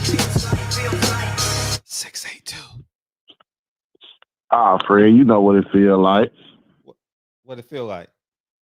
Boy, feeling like 55 mil. Oh, Shit. well, the nigga got 56 mil now. That's what you know. Say, man, this your boy 817. Salute to the chat. Salute to you, Fred. You know, the shop, Fred, it's like you got the keys to the shop. Yeah, you open it up and turn the lights on. But my boy DB, that brother keep everything rolling. He the one to keep everybody moving in the shop. As he should. Salute to you, DB. Say, man, I know everybody felt that energy in there, boy. I swear, about 2:30, I was driving around. I had to watch the press conference in the car. But all I could think about when it finally came on was Deacon 305. Shout out to the Deacon, man. That's I just funny. knew. Go ahead. No, Fred, say it, Fred. No, nigga, I'm feeling just like you, man. I'm like, I don't know. That nigga's so impressionable, man. I'm thinking about Deacon. I'm like, Deacon, I know he happy than a motherfucker right now. Facts. That's all that came to mind was Deacon 305. And I was just thinking, man, if they make them face off, I know they're not going to do a nose-to-nose face off, because if Fury fuck around and touch Deontay, he going to explode on it. And that stare down, you could see right in the beginning, Fury tried that talking shit and it didn't work. And he took that gulp and he was quiet ever since then. You knew Deontay had his soul from then on. Bro, it's going to be ugly, bro. It's going to be ugly. And my man Tay Jones, shout out to Tay Jones, bro. Tay Jones was so strong in that room, man. But the one thing I wanted, Fred, was for one of them brothers to have the balls to tell Bob Funk ass, fuck you, Bob, shut the fuck up. Because, as long as Fury doing whatever he want to, saying whatever he want to, he adding in whatever. But then, when it comes to the face-off, and you know how everybody back they fight or whatever, hey, cut it out. But if it was Fury people, it's all good.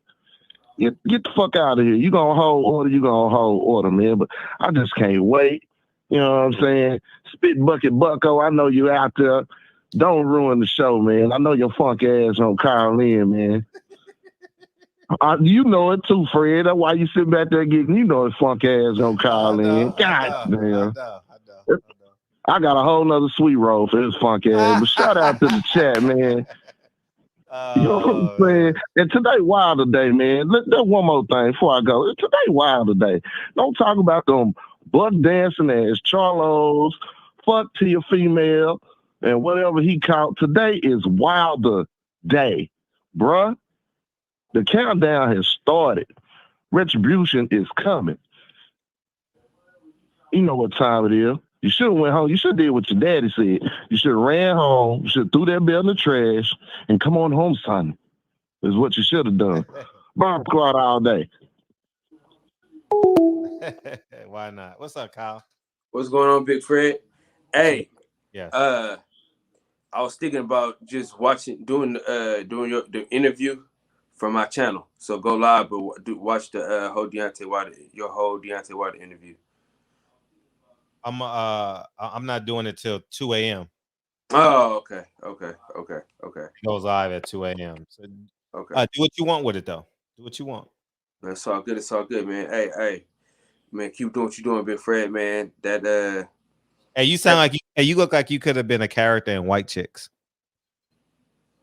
Yeah, I'm trying to get these waves, man. I'm trying to. Or don't menace in the hood while drinking your 40 in the hood. Whatever that title was, you could have been a character in that. Malibu's Most Wanted, man. You definitely could be a Malibu's Most Wanted for sure. I'm trying to get these waves up, man. I'm trying to get these waves together, man. I'm with it. Man, but shout out to you, shout out to Tay Jones, shout out to DB, man. It's good seeing y'all on Art Man Live today, man. Yeah. I'm excited. I'm very, very, very, very, very excited, man. I'm glad he didn't say shit because Tyson Fury needs somebody to feed off of because he can't do anything by his fucking self. You know what I'm saying? and his fat fucking brother, if you don't sit your fat ass down, you know what I'm saying, and go work out, you piece of shit. Shout out to Tay Jones, man, for commanding the whole entire room, man. The only words that you can really hear clearly is two time. You know what I'm saying? I'm excited, man. I'm excited. I bought my ticket, you know what I'm saying? Signed, sealed, delivered. How much you pay? $565. Yeah, I need to get mine. I couldn't get no cheaper, Fred. I was trying, man. Them bots came and snatched that shit up as fast as they could, boy. You know, I just want to be in the building because I know Fred he might get the flow, and I say, hey, Fred, just send me see your ticket, man, just so I can walk down there with you, just so I can be, you know what I'm saying, down on that level. You know what I'm saying? Hit me. I mean, we gonna do what we do. You know, what I mean, I don't turn nobody away. Nah, man. Nah, we gonna do what we do. Holla at me. I'm gonna see you anyway. You know, the weekend and shit like that. Yeah. Hey, we in the town Friday or Thursday? I'm getting there. I'm getting there Thursday, brother. I ain't fucking. All right, we get there the same day. Yeah, I ain't fucking around. Listen, I don't know if shit. It might be Friday, but I'm gonna get there Thursday any fucking way. I might not have nowhere to stay that night, but fuck it. Man, you ain't got nowhere to stay. Fuck, I'm gonna let you sleep on the street. You know what I mean. Holla at me. Yeah, we're gonna make some shit shake. I'm getting more and more excited, bro. Listen, it was like buying Jordans on the sneakers app today, bro. You know what I'm saying? I'm dropping my damn card and shit, trying to, cause you know what I'm saying, them shit, cause them cheap tickets, they go quick. So yeah. Shout out to Tay Jones. I almost went to a fake site and bought some tickets yesterday. Shout out to him for saying, nah, nigga, you gotta buy 2 of them shits. So that I just waited. So I waited till today to get them. So shout out to him for sure. Hey Fred, I'm excited about this shit here, man. Oh, I'm excited. I'm excited, man. I am so excited, bro. This is a big deal. And all the questions that need to be answered will be answered at 2 a.m. Because I know you asked all the questions that need to be asked. Come on, man. You know it. Man, I could not come back to the barbershop and ask the questions we talked about. You know what I mean? And you know what's hella funny, Fred? DB the only nigga that sound like he look. What do you mean? Well, I don't know what that means. You know, I never seen DB before. That's my dog, but I never seen him before. It's like a pen pal. You know what I'm saying? Like y'all hella close, but y'all ain't never seen each other, right? Yeah. So when I seen a nigga, I said, damn, that nigga look just like how he sound, bro. Like the voice that I heard is the nigga that I seen. You get what I'm saying, Fred? Man. You ever hear a nigga talk? You never seen him, but then when you see like, oh, I thought he don't sound like how I thought he would sound. You know what I'm saying? The nigga look just like I thought he would look, bro. That's my brother. I never thought about that, but that's my brother though. So yeah, man. Shout out to my guy. Yeah. Hey, you up, huh? You gonna say hi? You gonna say hi? Wow, you're a great father, man. Yeah, man. These kids, man. I know you have so much compassion for your children. Man, I put that work in. You know what I'm saying? Put the work in. Put the work. But yeah, Fred, we have a hell of a time, Fred. I'm excited, man. We're excited for you, man. You know what I'm saying? Because for us. I mean, well, no, I'm saying for us, yeah. Yeah. But for you, fuck that. For you though, you know what I'm saying? Fuck that. Because for you know what I'm saying?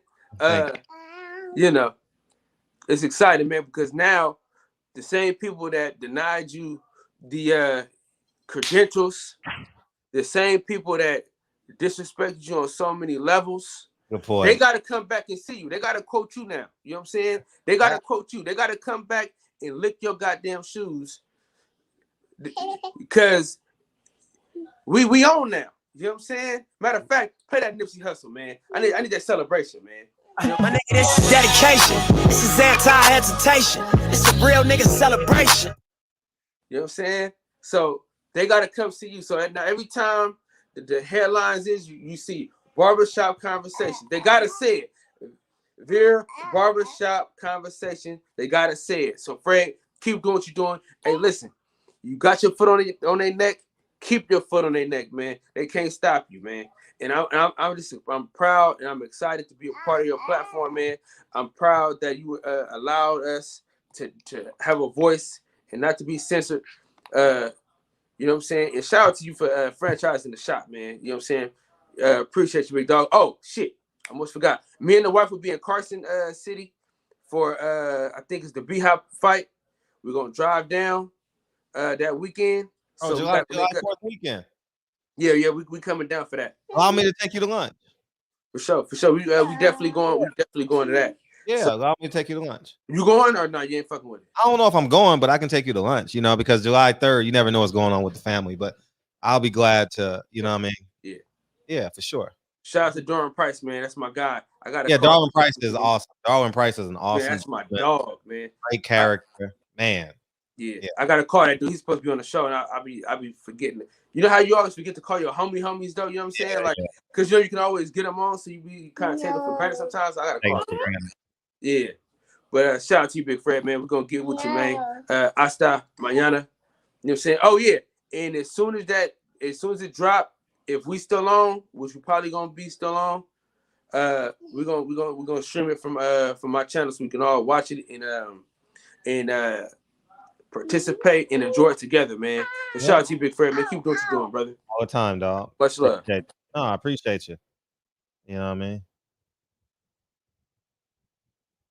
You know what I mean? Yeah. Yeah. Wilder said I'm not. Y'all go ahead and enjoy the interview, dog. We'll definitely talk about it tomorrow because we got what's his name? Mark Ridley Thomas coming in the barbershop at 5 p.m. Pacific Standard Time. Check in. Even if you at work, just check in real quick for 3 minutes, man. Reggie Owens, man, email me your questions if you want to ask, because I know you're from LA.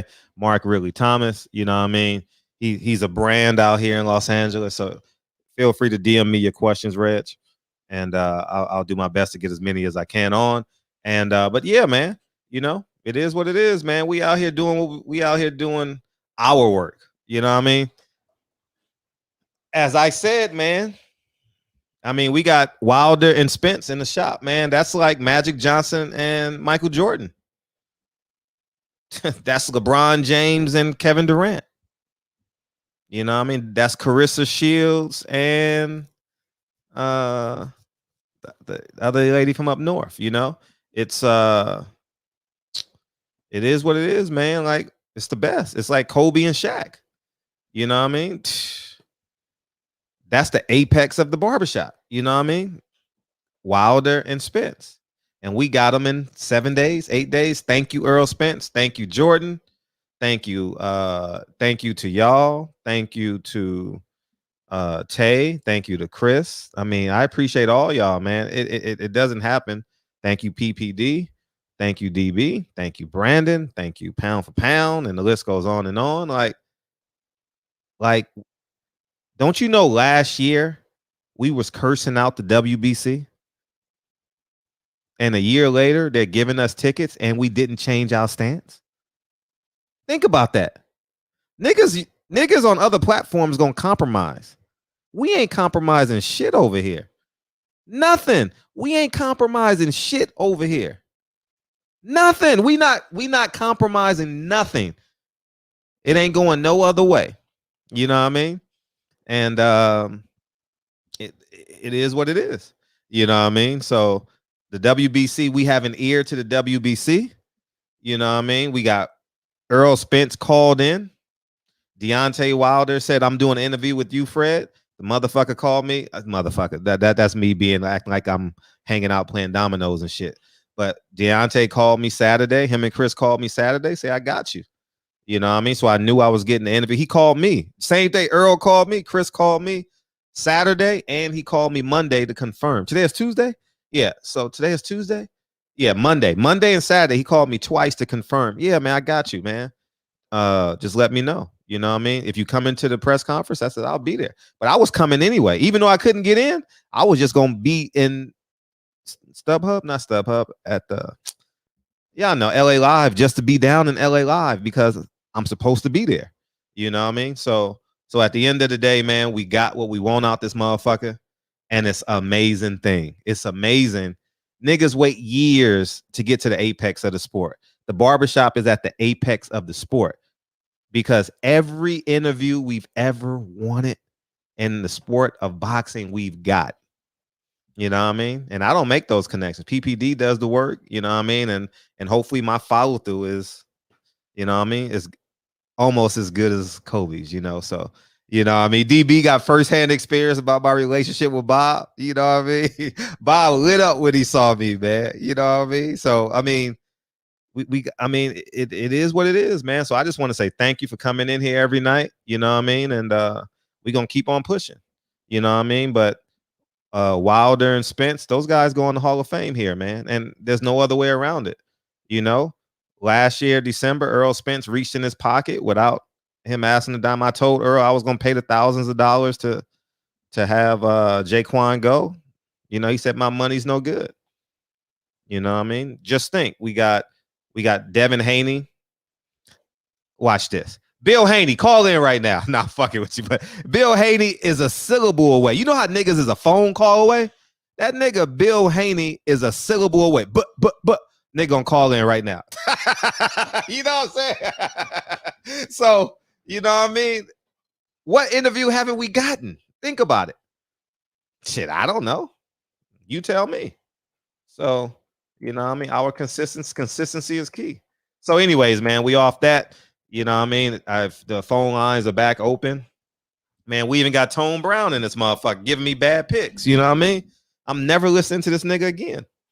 This nigga said Formella was good. And he said the guy that fought Valdez was good. You know what I mean? he was wrong both times. You not going to beam in, dog? I'm not picking up your call. You got to beam in, dog. You got to beam in, Reg, because tonight is your night, man. You got to beam in, nigga. You know what I mean? We need that V-neck, nigga. Beam in. Beam in, nigga. What's up? Yo, Fred, what's up, man? It's Mark from the Berg, Shalom. Hey, what's up, man? Long time no talk, man. I know, man. Where you been? I've been out, man. You know what I mean? Last time I rapped to you, you had Wilder on. And I was trying to get to ask him a question, but you let that white boy answer before me. You remember that? I don't remember what I said. He ended up trolling him and shit. And, you know, I was hot about that. Oh, okay. And then by the time I got on, Wilder's boy was on there. You was on the B-Mens. Yeah. Yeah, I remember. Yeah. Yeah. But anyway, man, with the Wilder situation, I just wanted to bring something up. I peeped the press conference today, and after the fact, and I heard what that faggot ass Fury said. He said that the reporter asked him about his people flying in from the UK, and they said even if they don't let the borders in, Fury said, "Oh well, I got enough fans over here in America anyway to make it a one-sided event against Wilder anyway." And he was telling the truth, man, because of these fucking American KKKs over here, they more for Fury than their own, you know what I mean, than their own United States champion. So I don't know if you peeped that when he said that. He's like, I got enough fans over here anyway. I don't need my UK fans. You see what I'm saying? I really got to rewatch it, man, because I was having a conversation with the supporter of the shop in DB, and my phone isn't loud enough to overthrow that conversation. So I really got to go back. When the show ends, I'm gonna sit my ass down and grab me some pistachios and enjoy the show. You know what I mean? So, yeah, this is whenever they went in the back after, you know what I mean, after the face off. Oh, really? Oh, I definitely got to go watch it. Yeah, because I was listening to all that bullshit. And the one thing I want to say about Wilder, I wish we could go back in time, and I wish somebody could have told him, like, look, you know, keep the training under wraps. Because we don't want to give them no type of ammunition, nothing they can look at and be like, oh, he working on this, he working on that. Could you imagine the element of surprise if Wilder would just came out and everybody was just expecting the same old bullshit? And he would have came, you see what I'm saying? I mean, it could still happen because I'm sure there's shit that they didn't showcase. But still, it would have had that much more impact if we wouldn't have seen nothing. You see what I'm saying? Right. You feel where I'm coming from? Yeah, it would have had so much more impact because, and then for faggot ass Sugar, whatever the hell his name is, to come out and say all of a sudden Tyson Fury got punching, he's a one punch knockout artist. Is this dude smoking crack? I don't know, man. I don't know if that much weight is gonna make a difference. I don't know if I think they're setting themselves up. I mean, if anything, Wilder's looking slimmer, so he gonna have that speed. I personally, you know how I feel about it. I want Wilder to kill this motherfucker literally in the ring. You know how I feel. That's how I always maintain my stance. I want him to get that body. So How do you feel about the weight that Tyson say he's going to put on 300 pounds? How do you think that's going to bode? If Tyson comes in 300 pounds, I know I'm going to stop him after the 7th round. I have no doubt I'm going to stop him. None. If Tyson Fury weighs 300 pounds on that scale, it's no way he can compete with the Deontay Wilder that we see in the videos and the man that I saw today. It's no way. It's no way. It's no way, man. Deontay Wilder has 5 weeks left, and the man is in shape. Yeah, he looked like it.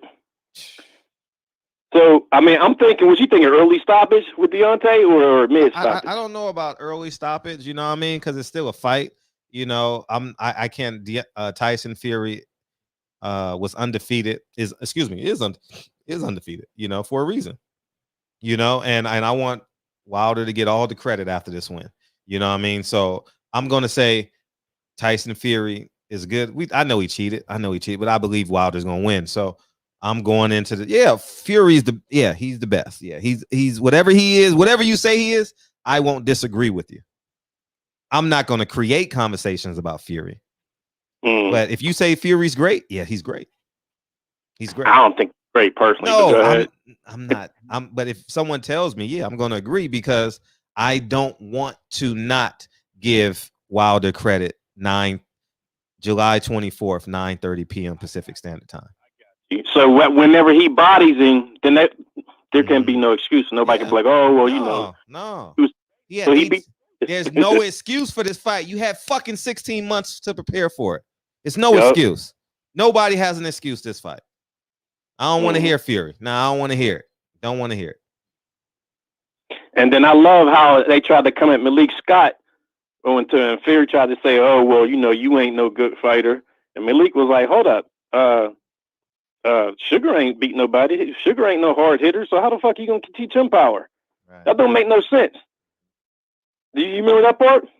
Yeah. I heard it. Because DB said it before he actually said it. And then I was like, I was like, yeah, DB, I'm waiting on him to say it, you know. So oh man. So they didn't. I kind of wish Malik. And I get why Wilder was being quiet, and I was so happy he was quiet for real. You know what I mean? But I wanted Malik to maybe address something like, hey, you know, the VADA testing. Somebody gonna be more scrutinized with the gloves. Something, I don't know. You know what I mean? Like that didn't even come up. I kind of wanted that to come up a little bit, even if it didn't come from Deontay, maybe Malik.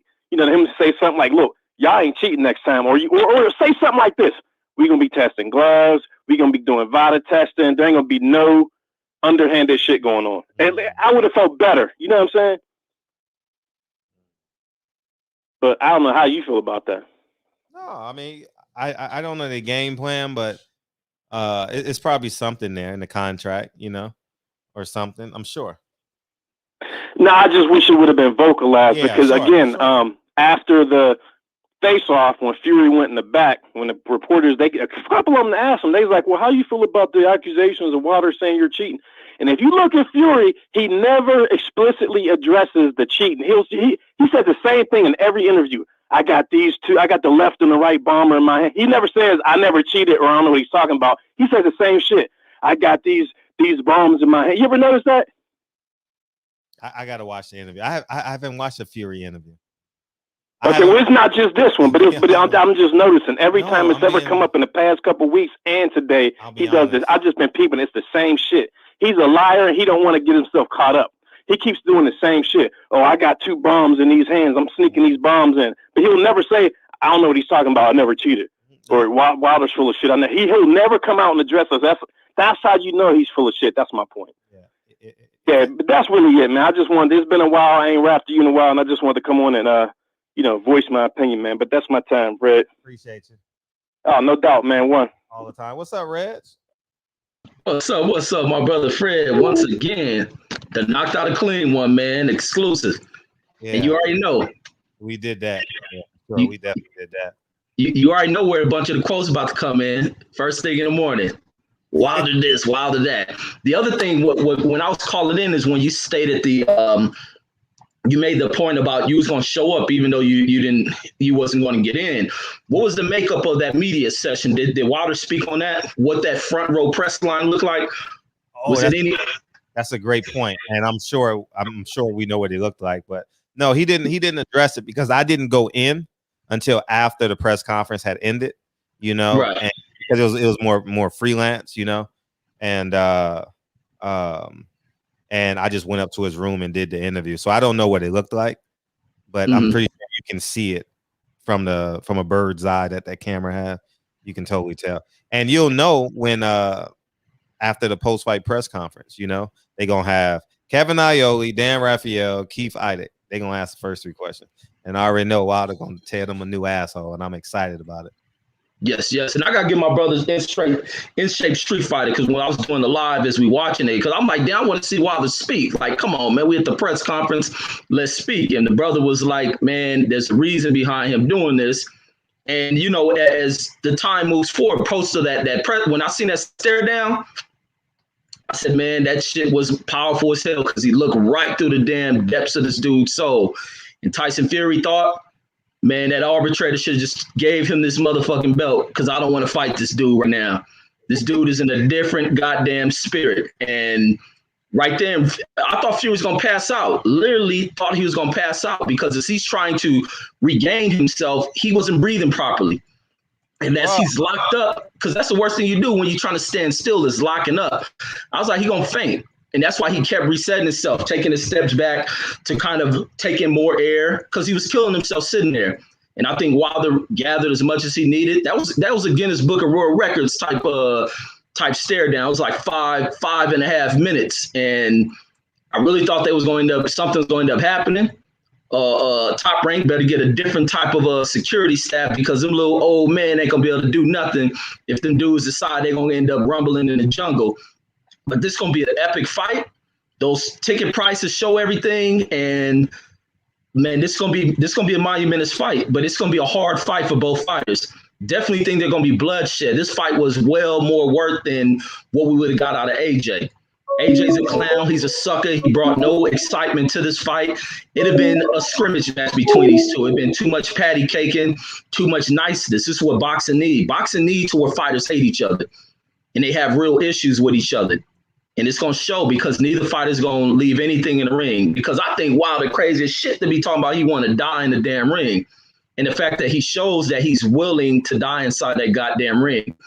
And then it lets Tyson Fury know that you're going to have to dig deep to get this guy up out of here. Because if he's willing to let go of people who he's close with, hey, it's all the more harder what you got to deal with. And the fact that he looked at it and seen it. When Wilder removed those glasses, Tyson Fury knew this wasn't no playtime.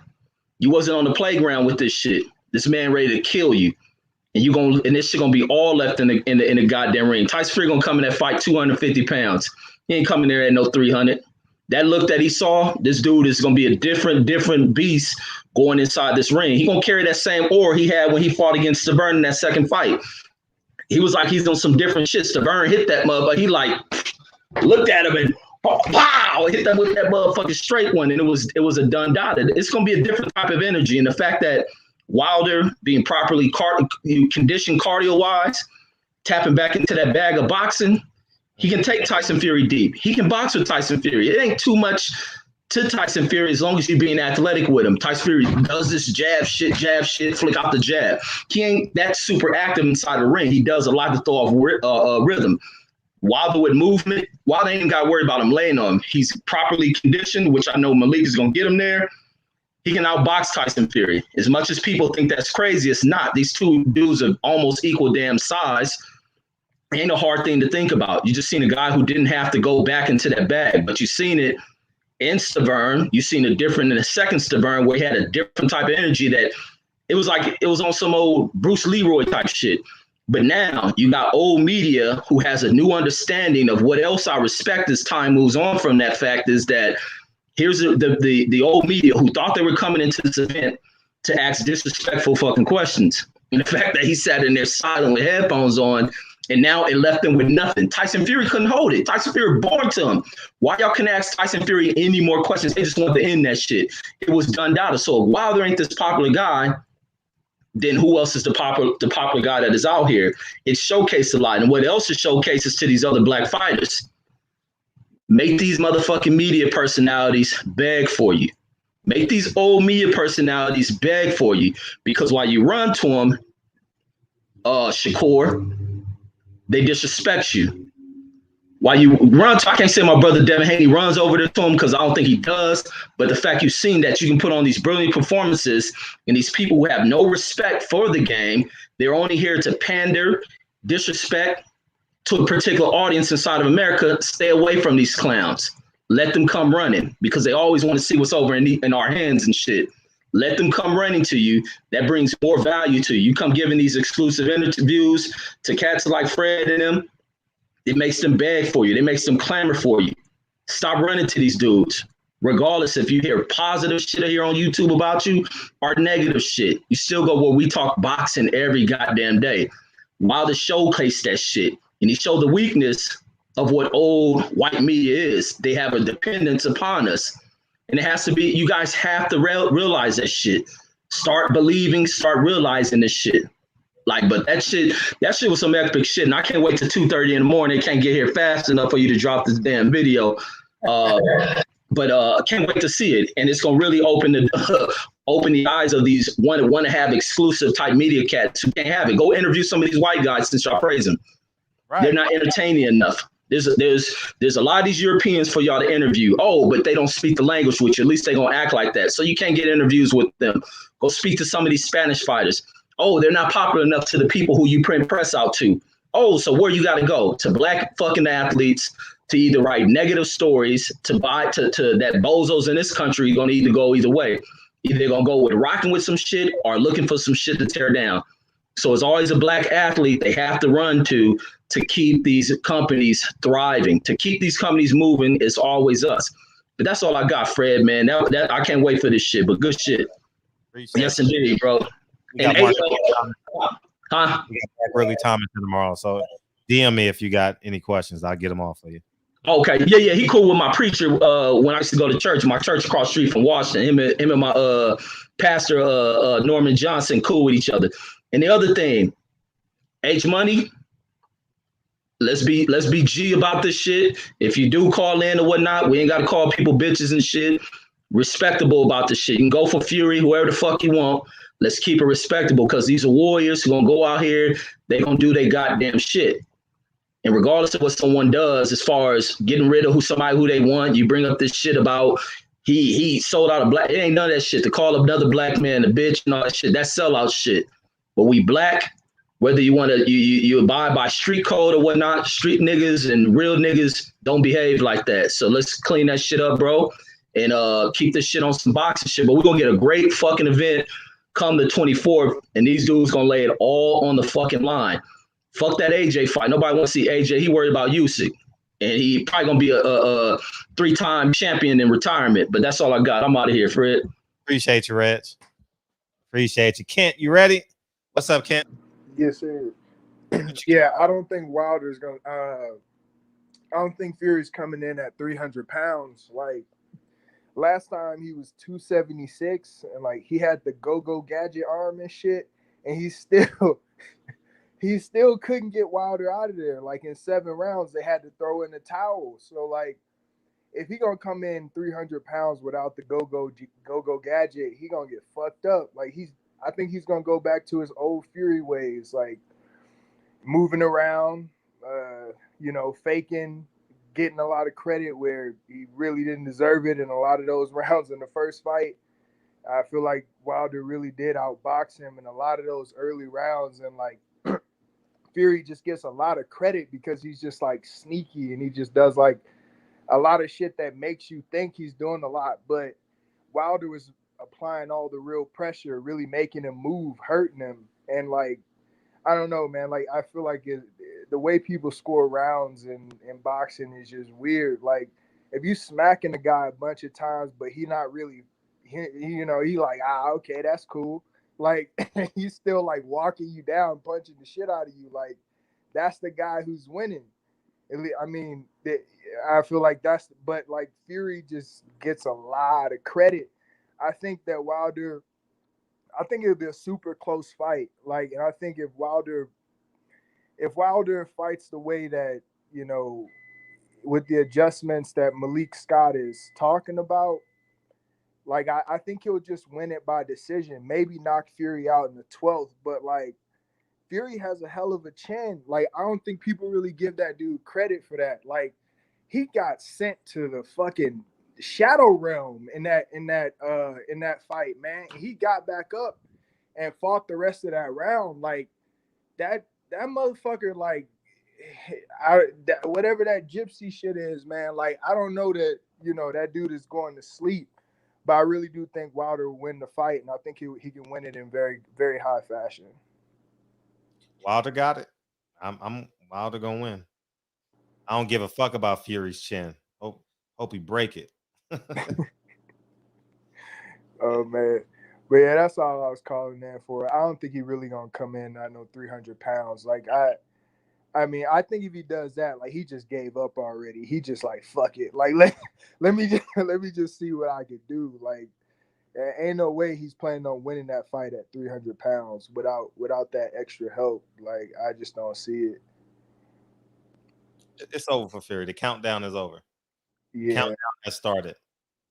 absolutely. 2-time. 2 ties. All right, Fred. You have a good night. I'm being Appreciate you. All right, Mastermind. Are you a real person, man? I gotta make sure you're a real person, dog, before I beam you in. You know what I mean? Let me know. Let me know. Let me know. I'm not falling forward this time. Call in. The phone lines are open. Mastermind, I gotta see that you're a real person, man, so I can beam you in. You know, and we'll be good. I know. Beam in. All right, cool, man. All right, nigga. What's up? What's up, bro? Hey, what you got? Look, man, we down here in Bama, man. I've been trying to call in for quite some time, man. But listen, man, I knew someone right when my boy was fighting the second fight. I said this shit when he first started fighting. And listen, man, I was a little mad that. Can you hear me good, Fred? Oh yeah, yeah. Okay. Definitely. I was a little mad that he didn't say that, but after I forgot and realized, like, wait a minute, they already done played my boy. They now already, you know what I'm saying, shitted on them, all of the media, all of that shit. Look, man, from being from Bama, seeing my boy up there like that, and the shit they just been giving him, all of the hate on the internet, the comments in YouTube, everywhere. Man, I've been saying that shit. All Bama's niggas been saying that shit. I hate that shit. It's going down. Wait till the fight him. It's going down, man. And listen, man, I hope he lay his ass out. No, don't even lay him out in the first round. Just give us a good ass fight. Just the way he's training, man, it's incredible, bro. And whatever bro did, we all know he cheated, bull meat and all the other bullshit. Fuck all that. The way Deontay was focused tonight, man, it's over with. It's over with. Bone Squad in the building, baby. I can't wait. I can't wait. I can't wait. Man, listen, man, hey, man, I appreciate you for you know what I'm saying. You know what I'm saying? Just righteous. Just hey, y'all from the West Coast, man, and y'all riding with us down here in the South. So I appreciate y'all for just, you know what I'm saying, supporting my boy like that. You know what I'm saying? Yeah. But it's going down that fight. I can't wait. I've been watching for a minute, Fred, man. Thank you, brother. No, that's true. We appreciate it over here on the West. Most definitely, man. I just came from LA too, man. It's like, man, yo, everybody, everywhere I go, they've encountered Wild out, bro. I'm like, yo, man, do y'all not realize my boy got punching power from, like, he's still up there, bro. Like, and y'all counting him out because of this bullshit? Man, it's a lot I want to say because I've been wanting to call in. But listen, man, I can't fucking wait. Hey, shout out to the homie that made the t-shirts and shit. He made one with so fly. Listen, man, sell them hoes. Everybody dress up with them hoes and sit outside of Fury fucking hotel, man. Cause it's going down there. Now I can't wait till you goddamn outbox his ass, man. All them motherfuckers talking about my boy ain't got boxing skills. He just got punching power. Can't wait, man. Can't wait. Can't wait. As D would say, I can't wait. Man, listen, man. Hey, Fred, where you located in LA, man? I ain't telling your ass, nigga. Man, I need to get me a nice little edge up, man. You know what I'm saying? You feel me? It's not a real barbershop. And if it was, I wouldn't invite your ass, nigga. Oh, damn, bro. It is a one Alabama limit per person. Like okay. Ever. So it on Deontay Wilder has that slot. So you can't. Okay. Well, I respect that, man. I respect that. But now, man, I appreciate you, Fred. Man. Most definitely. I appreciate y'all, man. Appreciate you, man. That's all I want to call in and say, man. Man, come on, man. Call it anytime, dog. You know? Most definitely, man. Most definitely. Appreciate you. All right. Be blessed. Peace. All right, peace. Hey, y'all niggas. He probably don't know how to beam out. Yeah, I'll kick you out. You good? All right. Yeah, I'm gonna say this. Whatever Fury does, it won't matter at this point. Nah, Wilder's locked in. I'm gonna tell y'all this nigga shit. I know we excited, but I had a nigga ask me where I'm at, and I had a nigga ask me to move to Miami. Stop the shit. All right, just stop.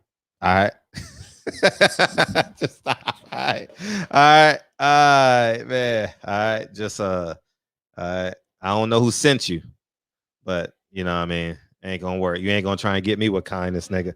I ain't the one, nigga. I don't need no candy. Fuck that, nigga. I don't need. Oh man, you know what I mean? Shit. Some niggas you throw the peace sign to. You know what I mean? Hey, some niggas you intentionally go the opposite direction. You make a left when you see the nigga. What's up, nigga? I ain't seen you in a minute, dog. Yeah, hit me. I got plans this weekend, but maybe next weekend. Yeah, next weekend. Peace.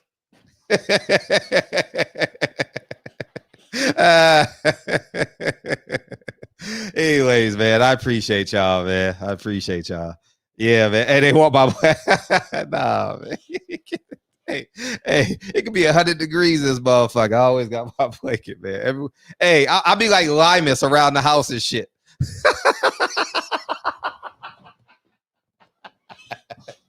Oh man.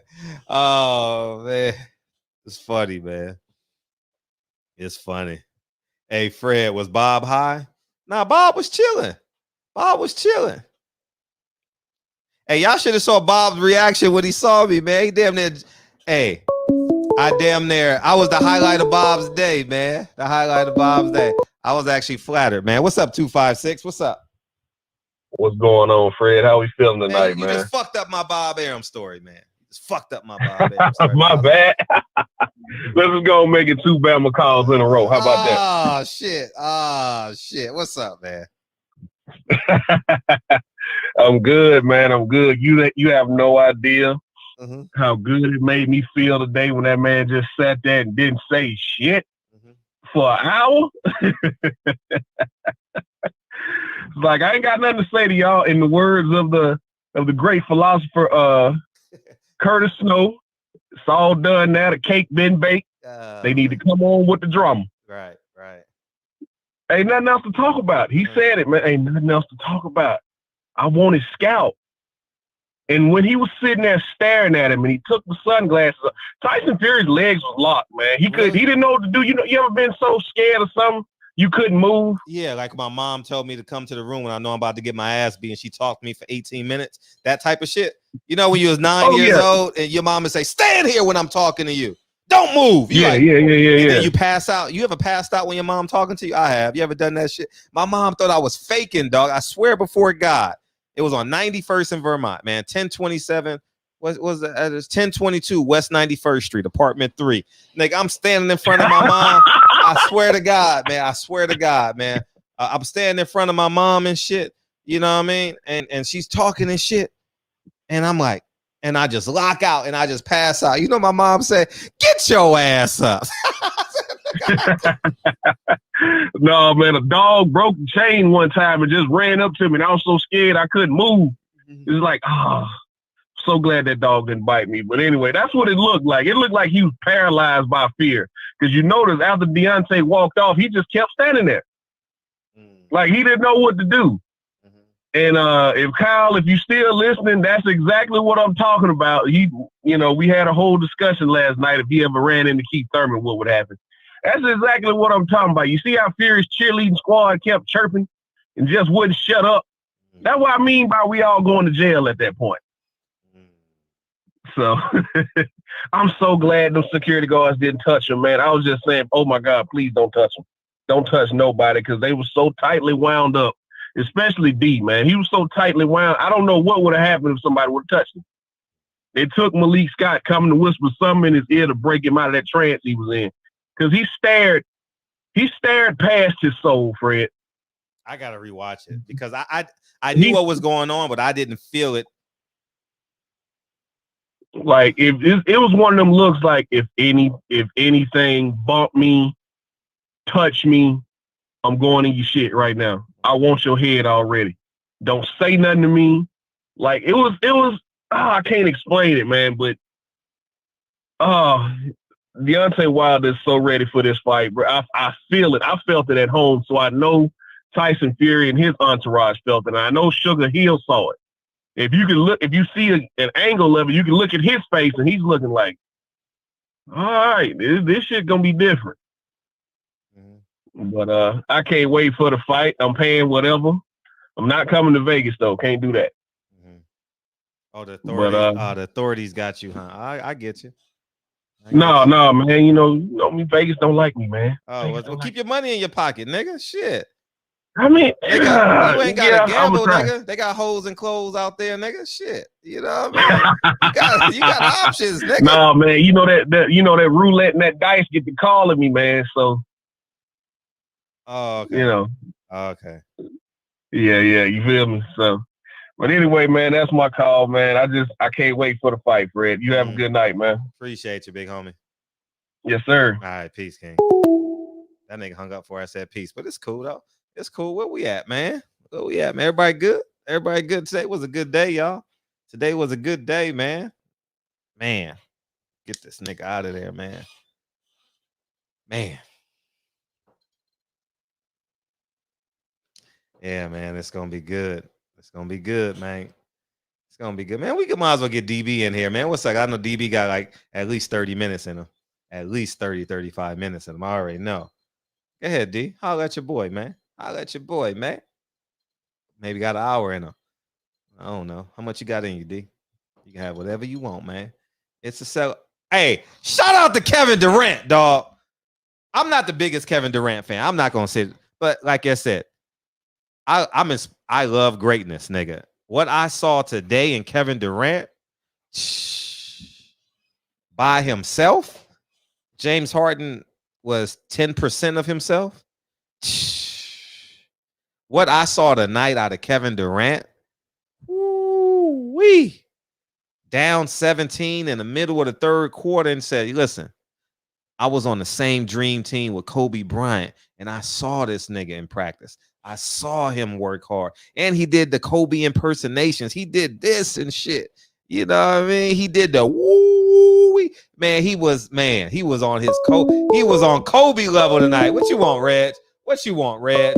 What you want, Reg? What's up, man? I gotta say this every time people bring up Kevin Durant. Always gotta say what them hoe ass punks in media try to state about this guy coming out of Texas. Right. Try to write him off. Right. Wow. Now look at him. Man. Never listen to these punks. Kobe, they talk bad about that dude. And they trying to. He's a mama's boy. His mama talk more than he do. And man, that nigga put on a show tonight. That game is so good. I'm gonna watch it tomorrow somehow, some way. I don't know where it's at, but I'm gonna try and find a watch. I gotta see this, man. Oh, Jeff Green, yeah, he hit 7. Dang, I didn't know that, but because we walked in on it on the third quarter. It was halftime when we walked in on it. You know, me, Tay, and DB. But man, yeah, they love trying to write off greatness when they see it approaching, and they try to do everything. Oh, he can barely whatever they have to lift in their combine. He can barely lift it. He's too small. How he's gonna play in the post? And that fool is killing. killing. So you old suckers in media. This is why, like, athletes, stop listening to these punks. Find what folks talk about. Y'all still see Ticket talk basketball. Y'all got somebody over there. Y'all should probably go talk basketball too. Boxers, y'all got places over here. Black athletes, wake the fuck up. You hear what Kwame talking about? Wake up, wake up. So as soon as you get there, they all on your nuts. He put on Always. a fucking show tonight, dog. What's James Harden shot that three he wasn't supposed to take. He was supposed to pass the ball to KD on the post. Man, KD said, "Give me the ball, man. I'm going 94 feet, man. Just give me the ball." His mindset was on another level tonight, man. His mindset was on a whole nother level tonight, and I enjoyed it. He was the greatest version of himself tonight, and I can't wait to watch it. I can't wait to watch that game tomorrow. Can't wait. Damn. Yeah, that kid bad. He's 7 feet, ain't He's he? 6'12". Yeah. Yeah, that kid bad. To be that tall, that agile, can play all aspects of the court. Like he's a machine out there. And I'm pretty sure he had to go up against whatever, how you ever say the Giannis name. He had to go up against him. Yep. It's not too many people on the court that can guard this dude. And every time I see him pull off excellent shit, I think back to how they try to write him off. Yeah, and I look at every time they try to write him off. Always it's ESPN. Go figure. But that's all I want to say. Anytime I hear that name, he do something great. I always got to bring that up because they kiss his ass now and will hype him up like he blase blah da da da. But y'all try to write this kid off, try to kill him off right before he even entered the door. Right. And he's been franchised every single way. Every place he done went, he's been the franchise of however you put it. I'm messing up, but he's that dude. But that's all I want to say. Nah, I appreciate you. Because I know they listening. So they listening for sure. No, they so definitely listening. They're definitely listening. Yeah. And the reason why I call him 6'12" is because Kevin Garnett don't like to be called a 7-footer, because he had a handle, so that's why I call 6'12". People in the chat. Oh, okay. Yeah, people. Yeah, I was gonna say something, but I was like, I ain't gonna say that. Oh yeah, Fred dumb nigga. Fred stupid. No, DB said the kid was 12 months old last night. Remember he said that? No, I didn't hear that. Yeah, DB said the nigga 12 months. I said, what? How 12? DB said 12 months. I said, oh nigga. No, but mothers you ask a mother before a kid too, they tell you 19 and 20 months old and shit. So yeah. Yeah. He 48 months. Yeah. The nigga's 4. You know what I mean? He's 4, man. Man, I know he's 6'11". God damn, I know he's 6'11" for real, man. Hey, someone time out Gump 88, nigga. Get out the chat, nigga. Go to bed. But that nigga's bad, man, to be able to do that. Because at first they hyped up that motherfucker Nowinski because he's 7 foot and all he can do is really shoot. This dude blazes the damn track. He can do everything Dirk could do, plus more. He do what a damn 6'3" point guard can do. He can do what a power forward can do. Small forward, a shooting guard. That dude's complete. And these punks try to write him off. Like, man, that shit pisses me off anytime I see this dude does something excellent. And I'm glad he got that. He got NBA championship. How many championships he won? 1 or 2? But the fact he got a ring, because now they can't count that against him. He got 2, and he missed a 3-peat because of the right, what you call it, right? Because of LeBron, he got the block. Oh yeah. Well, it started with Steph Curry throwing a damn behind the back pass out of bounds, though. You know what I mean? Nigga shouldn't have threw that behind the back pass.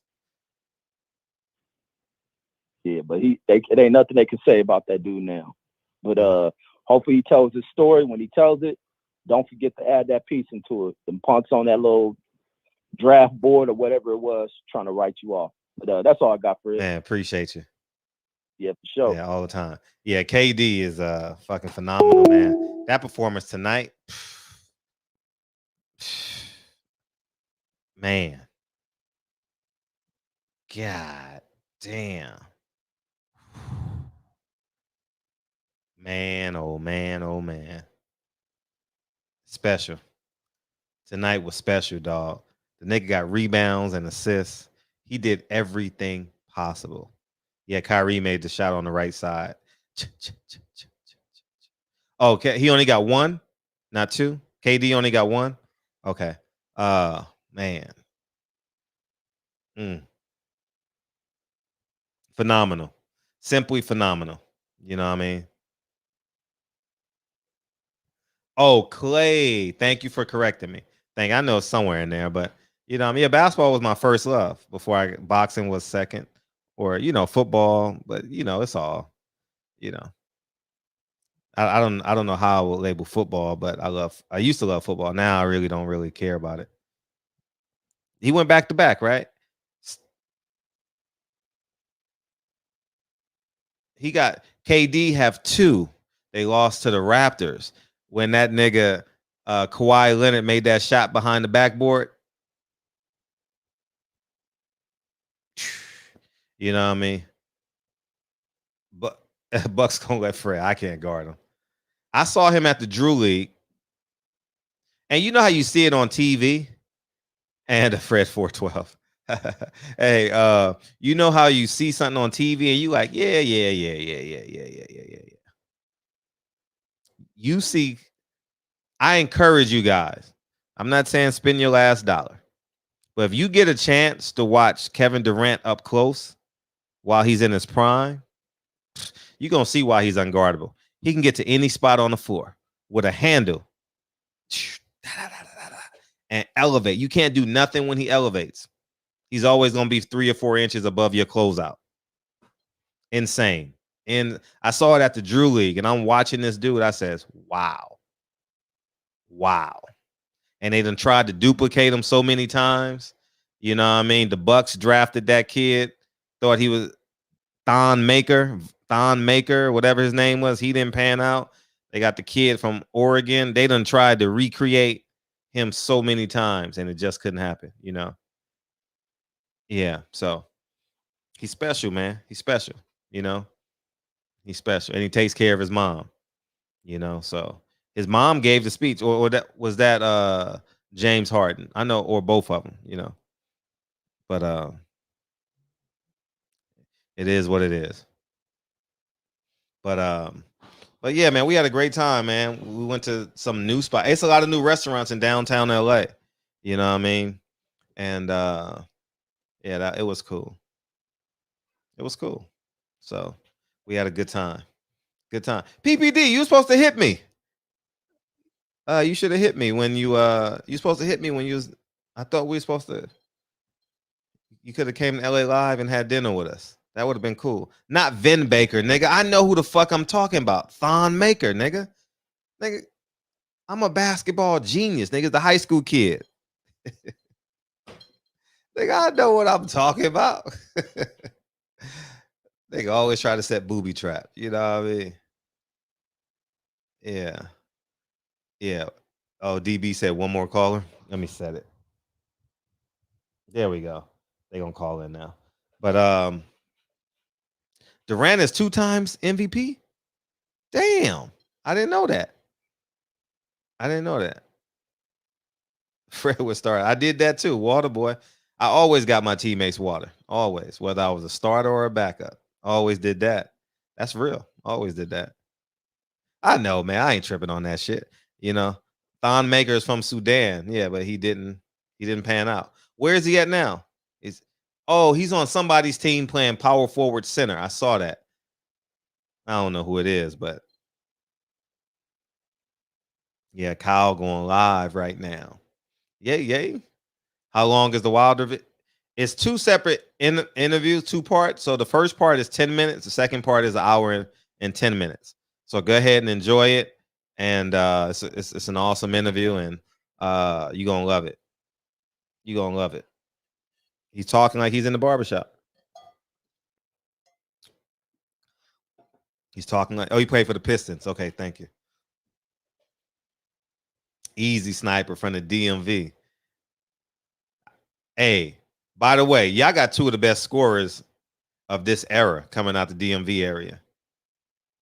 Yeah, that kid in Portland is a bad man. He's literally indefensible. He went to Syracuse and won a national championship. And then Detroit dumbass gonna pick a guy name we can't even pronounce. Oh man. Oh man. You know what I mean? So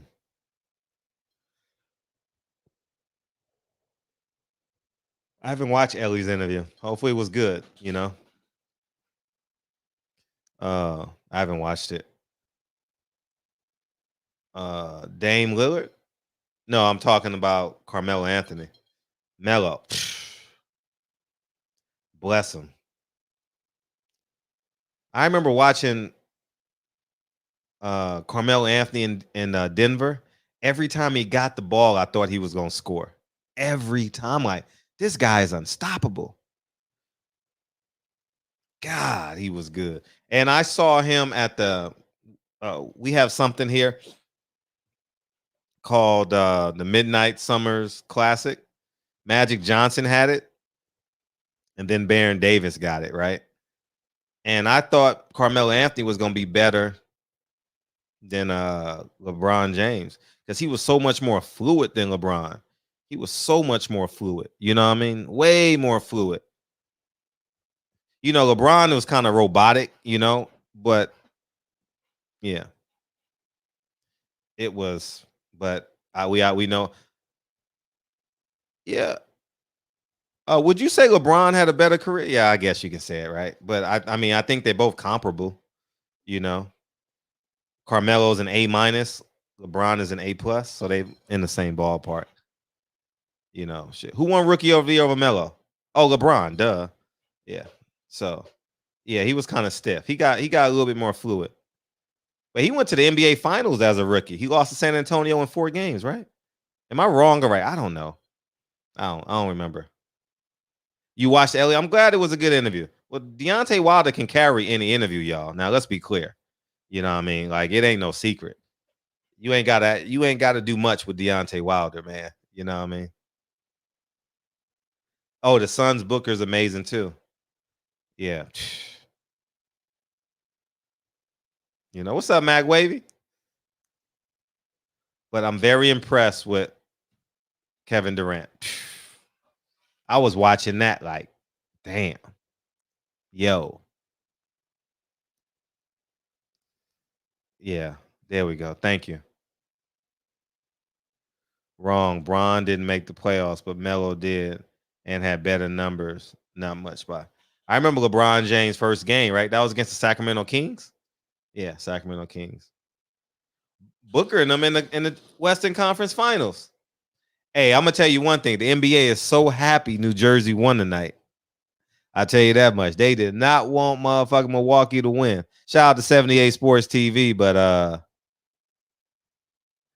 oh man.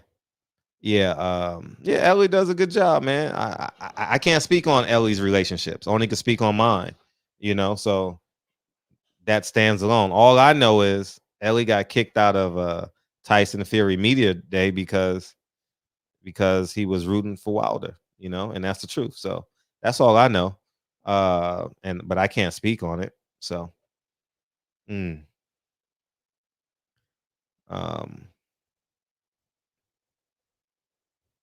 you think Booker's the closest thing to Kobe? Man, that's about as far as the East is from the West. I tell you that much. Shit, ain't nobody close to Kobe, man. I don't even know no one that has that mindset. But Kevin Durant had it tonight. Kevin Durant had that shit tonight, and I enjoyed that shit. Enjoyed it. Like, you can totally see the mindset difference between James Harden and Kevin Durant. You can totally see it. James Harden was kind of like, you know what I mean? It was a minute 27 seconds ago, and he's giving himself a way out, you know, on some levels. You know what I mean? So at the end of the day, man, I can't speak on it. So but Kevin Durant's mindset, Kevin Durant's mindset was man, unfucking believable tonight. I can't wait to watch that game again. Hopefully they replay it without the commercials and shit, so I can watch it in an hour. You know how they have that fast play. Hopefully I can watch it like that. I don't know how the Bucks didn't win. I know 78. I definitely got to watch 78 in the morning because I got to hear him. I got to hear the torment in his voice. You know what I'm saying? Hey, man, shout out to 78 Sports, man, for starting LDBC too, man. You know what I mean? You got to give that man credit. You know what I mean? He was a visionary. E1K, I said nowhere near Kobe. He just copies Kobe's style better than anyone today. Yeah, he got a great pull-up game. You know, he knows how to get his shot off against any defense. I'm not sure if he's good on any pivot. You know what I mean?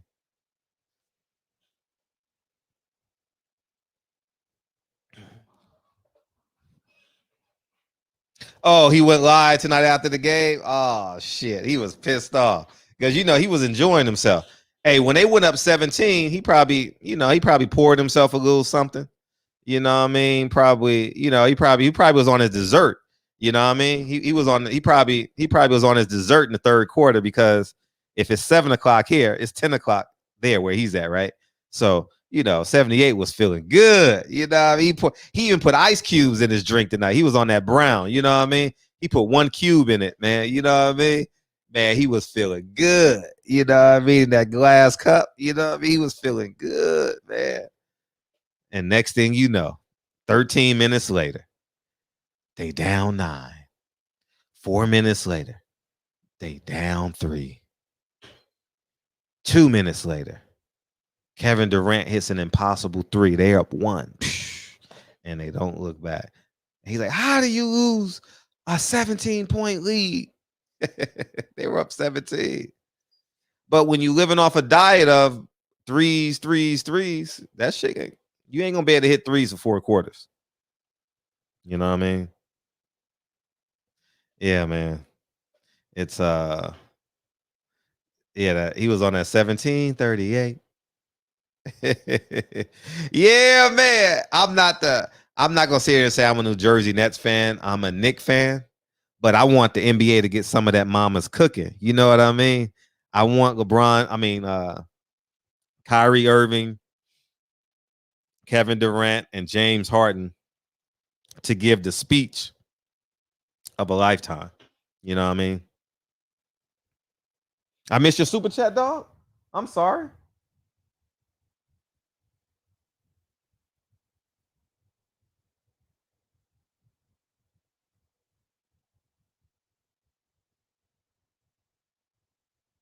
Oh, no, I didn't. I just didn't get down to it yet. Man, you scared me, man. LeBron quit. KD put the team on his back. Man. See, DB get mad when I say that because he thought I wasn't rooting for the Lakers. But I say that in reference. I thought if LeBron James stayed in the game, it could have made a difference. And you see KD didn't take himself out the game. He was tired. I saw him tired, but he willed himself. You know what I mean? He willed himself. And I thought that was the difference in the game tonight.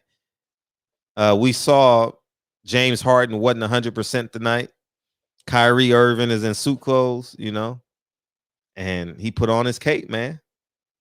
He summoned his ancestors, man. You know, he had at halftime, he went and drew a unk on his on both shoes, you know what I'm saying?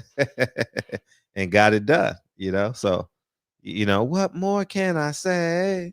You know, it's a Brooklyn type of night, you know what I mean? Where Brooklyn at? Where Brooklyn at?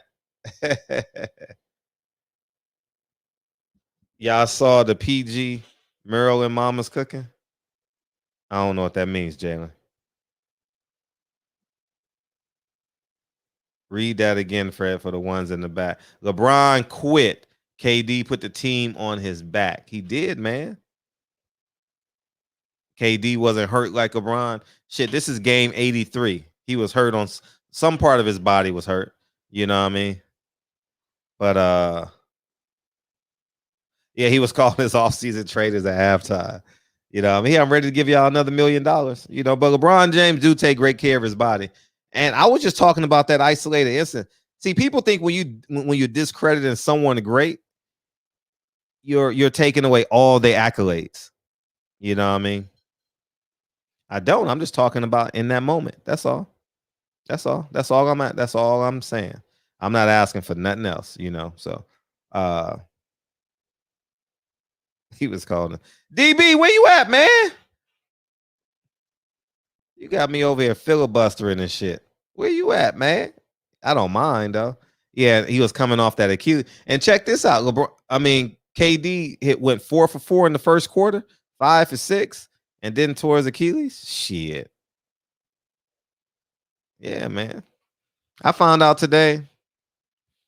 Tay Jones tore his Achilles when he played football. I was like, wow, you came back from that? That's impressive. And still became a professional athlete. That's impressive. That's super impressive. What up, man? What up? What up? What up? Hey, man, listen. All the LeBron hate, come on, y'all. Y'all got to stop it. Y'all got to stop the Bron hate. People hating on Bron because he does the right things.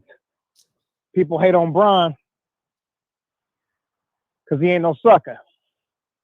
People hate on Bron because he showed greatness. People hate on Bron, especially right now, because he in Los Angeles and the Lakers were going to be the ultimate and reign supreme in terms of championships above the Boston Celtics. Now, if somebody was a Boston Celtics fan and they hated on LeBron, got no problem with it. You're a Celtics fan, you're supposed to hate on the whole Laker generation. I mean, all generations for the rest of your life. I'm cool with that. But for people that's from New York, New Jersey, Texas, Oklahoma, Arizona, Las Vegas, to hate on LeBron, show me why. Tell me why. Go ahead and put in the chat. I can't see it yet, but I'm going to see it in a second. I want to type in the chat why you hate on LeBron. He quit? Come on. God damn near 40 years old. If he's spending $1 million on his body, his nutrition, his health and wellness, doesn't that tell you that he takes it seriously? Every person can't be Kobe Bryant. Every person can't be Michael Jordan. Every person can't be Magic Johnson. These guys just happen to be very clutch. So was Larry Bird, hate to admit. Some people are great with stats, but not necessarily clutch. Those guys were great with stats, and they were clutch. It just can't be for everybody. For example, you know how to do flat tops really well. I know how to fade well. Tank know how to cut the cleanest ball heads. Reggie know how to do shags. Everybody got their specialty. So we can't expect for Bron to be everything that everybody else was. So I know there's a target on his back because he's been winning championships and he shows confidence as he should because he's an alpha and people follow him. And when I say people, I mean other players. They want to play where he played. They want to vacation where he vacations. They want to spend time with him. They want to be around his greatness. And people hate that. So I don't think that Bron quit. This wasn't his time. Now, if you look at James Harden, for example, James Harden is a phenomenal offensive player, but James Harden is a defensive liability. He doesn't have fast feet. Not when it comes to defense.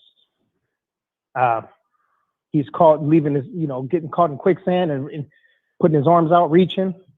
He's not aggressive. He's a smart player and understands the angles and where people are on the floor, but he's just not aggressive defensively. But there's no hate for James Harden. And tonight, he didn't have any legs. We didn't see the first half because we were still with Team Wilder. But when we saw the second half, it was clear that his legs were gone. I don't know if it was because of the injury or if he was just super tired or a combination of both. Couldn't get none up. Nevertheless, the team came through and KD was super, channeled his inner Mamba and brought home that dub for their team. We don't have to bash LeBron to like KD. If you like KD, that's great. And say KD's still in it and Bron not. But the quitting talk, quitting is what Roberto Duran did against Sugar Ray Leonard. That's quitting. Now, sometimes people will hear Stephen A. Smith, or they hear their favorite YouTuber or blogger say something, and then they just start running with that narrative. The dude ain't no quitter, man. He's a champion. So stop the Bron hate. Leave him alone. Championship will be in Los Angeles next year. All right. So enough of that, man. Can you hear me well? Very well. Okay. I had to move the parking, but had a great time today, man. Had a great time with Deontay, Jew, Tay, Chris, Miss Pelly, Miss Wilder. Had a great time. And seeing Deontay up close, just to look at him and catch his vibe, and to know he is exactly who you think he is. It ain't nothing different. He is a for real, you see what you get type of dude. His energy was still the same. You know, when we was in his hotel room, as it was when we was, at the bottom of the presser, when he was walking through the lobby. When people say, oh, such and such is a real one, sometimes I say, man, what does that mean? But when we come across a person like Deontay Wilder, when you meet a person that's a real one, then you'll understand it. And his energy is great. It was a little, not mystic. What's the word I'm looking for? It was a little dark because he's channeling his bronze bomber. But that dude is ready for war. He is in fight shape today, right now. He was chiseled from his jaw and his cheek, his jawline, his neck, his shoulders, all the way down. Like he looked like he's already ready. Man, it's gonna be amazing. I would like to see him go in there and do what he did to Dominic Brazil with finishing really fast, or how he embarrassed Bermain Stavern with that Euro step, with that supreme confidence. But at the same time, I also want to give him a chance to display some of his boxing skills and some of the combos and things that he's been working on with Coach Malik, and then get that knockout. I would love for the fight to go about 4 rounds, and Deontay outboxing the entire time and then get the knockout. People like to say that they love a boxer. When they get a boxer, then they say, they don't like the boxer. For example, we just witnessed what happened with Shakur. We see what happens with Devin. We saw what happened with Guillermo Rigondeaux for years. They're called boring, or they don't have enough power. And there's other boxers too. And then when you get the knockout artists, who go out there and they finish dudes. And the same thing happens in MMA with the UFC heavyweight champion Francis Ngannou. These guys go out there, they knock dudes' block off, send them to sit on one of the rings of Saturn, and then it's that they can't box. I mean, it's like a double-edged sword, damned if you do, damned if you don't. So what you have to do is go in there, outbox the person that you're in there with, show no signs of fatigue or being winded, throw more punches, most power punches, be effective, don't get hit, and then get the knockout. I mean, it's got to be like a damn near perfect performance in order to keep the critics, halfway shut, because they're always going to have something to say. But I'm super excited for this, and really can't wait for this trilogy, man. It's gonna be something amazing.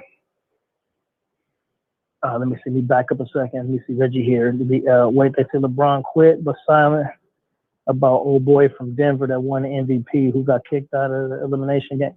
Yeah. Yeah, we were just having that. Oh, yeah. As a matter of fact, I think you posed that question on the show a couple of days ago. About right? Would he receive the same sort of criticisms that LeBron received? No, he was worse. He got ejected, right? Who are you talking like about? What is his damn name? The center from Denver, right? Yeah. Yeah. He a quitter. You don't get kicked out of a game 7 right. or an elimination game. No, because I remember that happened to Dwight Howard when Kobe tore his Achilles. You know, I thought that was weak. Like, you don't get kicked out, man. You got to lead your team. I think Joker is weak for that shit. You know what I mean? You got to control yourself. You know, that's weak. Yeah. Michael Fuller, let me see. He said, DB, sounds like you're making excuses. Hold on, Michael Fuller. Back up for a second, champ. You wrote it like 3 times. Okay, what you talking about? Oh, you're talking about LeBron. No, I'm not making excuses. I'm just saying, listen, if LeBron James quit, then show the proof of him quitting. Define quitting. Put that in the chat. Write it right now. Right now. Don't wait 3 minutes. Write it right now. Define quitting. Give me 3 words that defines quitting. Michael Fuller, go. Go. 3 words. That's it. Michael Fuller, go. Define quitting. No. Don't turn and ask your girl. Quit waking that lady up. You tell us. Right. Okay. So let me see. Joe Hill said, DB, you going to the fight? Damn Skippy, like peanut butter. Yeah, man. We're going to be in there. Me, Fred, PPD, the whole crew. Kyle said he's going to be there, man. Reggie already out there, so hopefully Reg will be with us too. I would love for, you know what I'm saying, Jarvis and Big Lloyd and Tank, get the whole LA crew down there, man. That'd be dope. Taylor Bell said Wilder is the chosen one, isn't he? Gotta be. Gotta be. Not just for what he does in the ring, but the way he carries himself and represents for his people as well. Yeah. Here, give me a second, man. Let me put this in perspective, man. Yep. Please do. Lennox Lewis, Mike Tyson, Evander Holyfield, Muhammad Ali, Larry Holmes, and let's just stop there, right? George Foreman, and we'll just stop there because I don't want people to get lost. That's who Deontay Wilder is, y'all. And the nigga is a phone call away, a willful phone call away. Man, y'all gotta really put this in. All y'all niggas on the fence that are saying, well, he lost. Tyson Fury's better. Man, listen. Whoever they were to you, that's who Deontay Wilder is in 2021. I'm not comparing what they did in the ring as a parallel. I'm talking about who they are, who they is to the sport of boxing. You know what I mean? Like, y'all got to really put that in perspective. Really understand who Deontay Wilder is in this shit as the heavyweight champion of the world, man. You understand what I'm saying? And once you understand the big picture, then you'll really, let me say it 2 more times, really grasp the magnitude of a man like him saying, I'm going to go hang out in the shop. You know what I mean? He's a big deal. Deontay Wilder is a big deal, y'all. I don't know if y'all really understand this. He's a big deal. If this was basketball, he would be Kevin Durant. I said this already at the top of the show. Really understand it, man. I know we get comfortable and shit, but that's who this man is. Kevin Durant went off tonight. Deontay Wilder went off tonight. You know what I mean? In his silence. Well, not for us. He wasn't silent for us, though. But you get my point, though. You know what I'm saying? Really grasp this shit, man. Don't take this for granted. Take me for granted. All right, I'm there 5 days a week. We're gonna have some slow nights. We're gonna have some fast nights. Y'all gonna win. I'm gonna win. Whatever. Whatever. Yeah, take me for granted. But don't take for granted who the fuck Deontay Wilder really is, y'all. Don't do it. Don't lose sight of these moments like tonight. Don't lose sight of them. Okay? Don't lose sight of the fact, oh, that's just Earl Spence. No, that nigga ain't just Earl Spence, nigga. That nigga's the unified, undefeated champion of the world. That's like Right. Earl, that's like Floyd Mayweather coming in before his ascension into Money Mayweather. That's who basically what Earl Spence is, right? Yeah. Or your dad having the same type of conversations with Sugar Ray Leonard. Yes. Or Sugar Ray Leonard before he retired the first time. Right. You get what I'm saying? Like, this is a big fucking deal. You know what I mean? When world champions come in here, I know we get complacent sometimes, but really, really don't take these moments for granted, man.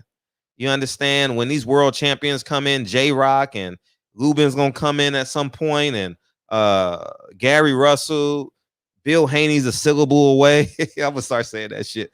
You know what I mean? It's don't take this shit for granted, man. Don't take for granted that Devin Haney and Bill Haney will give you free tickets because you know Bill Haney paid for a woman's nails for feet and nails. I think that's pretty expensive because she knew me and was a member of the shop. He paid for her nails at the shop. Wow, that's dope. Yeah. So, it was the Bevel family, you know. So, you know, it's don't take this shit for granted, man. I know we don't, but I think we really, I think we have some people on the fence. Like, don't take this shit for granted. I don't take it for granted. When I see Deontay Wilder, I treat him as like he's Deontay Wilder. 10-time, he defended that belt 10 times. You understand? That's amazing. How many other niggas doing that in boxing? Gary Russell? All right, we'll stop there. All right, go ahead, man. That's all. That's all I want to say. That was a good cook, Brody. That was a good cook. Mm-hmm. That's all facts, yeah. And I was thinking about that. I think that was earlier today when you was just saying it. Like, man, we got these champions that just chop it up with us just like that. You know what I'm saying? Like, I'm standing next to you and you getting calls. You know what I'm saying from these champions. So I know how it goes.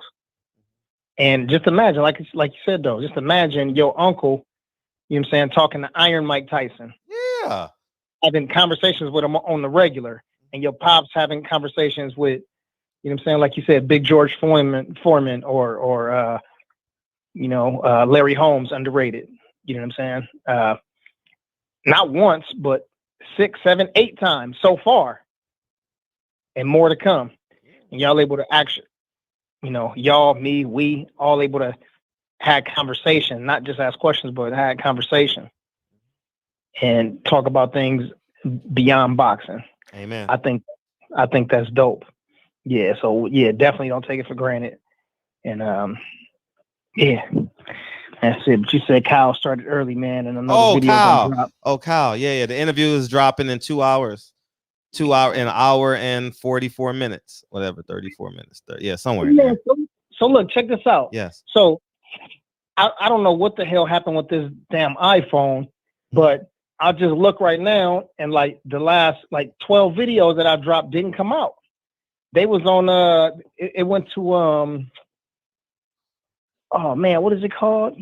Not private. Is it private? They were automatically like on private or something like that. Mm-hmm.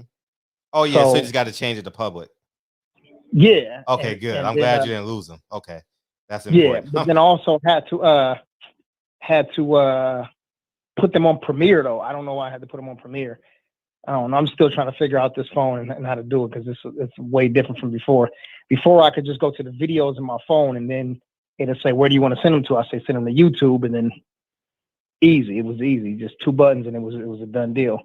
But this one I got to hit the buttons like 20 times and keep typing. So if y'all see some videos that I dropped from like a month ago, just know that's the reason why. So it's not like it's Yeah, and you see like my fight prediction for like 3 different cards.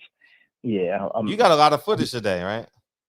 Yeah, I got some pretty decent footage today. Yeah, yes indeed. Yeah, so let me see, man. Let's get some love to the brothers and sisters in the chat. Hey, don't forget we got an early show with politician here in Los Angeles area, District 10.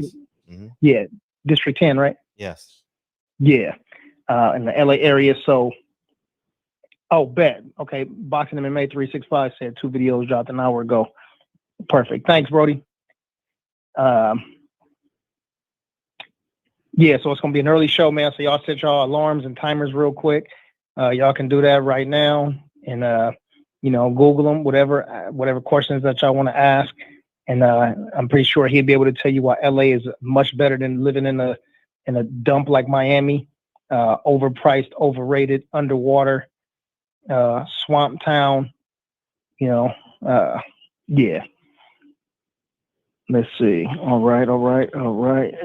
Let's see. But shout out to my brother E1K. All good. Yeah. All right, man. Let's get some love to the peeps, and then tomorrow night we back at it. So. Yeah, we got a double show to 5 o'clock and 9 o'clock. Yes, indeed. Shout out to the brother Robert Brown in the building. My brother E1K, he laughing, man. He said, "Hey, man, leave us alone, man. Nah, your boy called on the phone, man. He was talking down on my town, man. I don't know what happened to that dude, but we all good too." We got a new one, man. Marvin Rollins Jr. Welcome to the show. Welcome to the show. Bang, bang. We got Jaron Knox. He said, "I think I still live in Miami over LA." Delete that comment, man. Get up out of here with that nonsense. Saints Dan 04, peace to the chat. Salute to you, family. My cousin D-Man Jr. in the building. He said, "We up in here." Right on. Mastermind. He said, bet 100. Yeah. Brokeland Blogger. What up with you, man? I ain't seen you in a minute. S.Riddle 45. Salute. He said, "Fury finna get baptized." Better believe it. Yeah. E1K said, "Respect to Cali." Right on, man. Likewise, man. Like just to you and your street, man. I'm saying whatever street that dude on, man. You know what I'm saying? Cameron, Markham in the building. What up, Cam? See you over at Cows in a second. Deacon 305. Shout out to Deacon, even though Deacon didn't give me no love today. It's all good. I still love you, Deacon. You still my OG. Hotep Shalom in the building. He said, "I got 2 notifications a little bit ago." Salute. Right on. Let's see. Who else we got? Taylor Bell. What up, T Bell? And shout out again to Boxing MMA 365. Jay Gibson for sure. He said got 3 vids on Premiere right now. Okay, for sure. Dang. I was just hitting buttons, Jay Gibb. I don't even know what happened, how they came out. I'm gonna figure it out eventually though. Shout out to Boss Red Trey 57, Presidential Mike in the building. He said, "Drop that shit when you get off." Okay. Me or Fred, both of us. I guess we both gonna have something dropping. Yeah, right. Salute to YV, my brother Yova in the building, California represent. Lionel Hicks in the building. Salute to you. Somebody named Cop Killer in the building. God dang. I hope they don't flag this video for saying your name, but salute to you. J.A. Dixon in the building. He said, "Not Gary, though." Oh, come on, man. Why not Gary? I know Gary only fight once a year, but, man, I love that brother, Gary Russell Jr. Shout out to Dave Jack, Eastside, Detroit, 313 in the building. Salute to you. Yes, indeed. D Nice in the building. Salute. D Patton. What up? Which we said the shop is legendary. Utmost respect for the shop. Respect to you, too, D Patton. My big brother, Brandon Washington in the building. Salute to you, sir. Let's see. And this GAF. RMFLA. I don't know what that is. It's something maybe let me see, Georgia from Florida. Maybe that's what it is.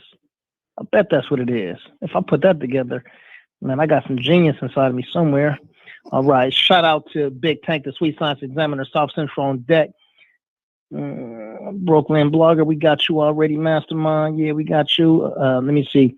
Crossfade, he said he would be LeBron James. Who would be LeBron James? But shout out to Crossfades, and welcome to the show.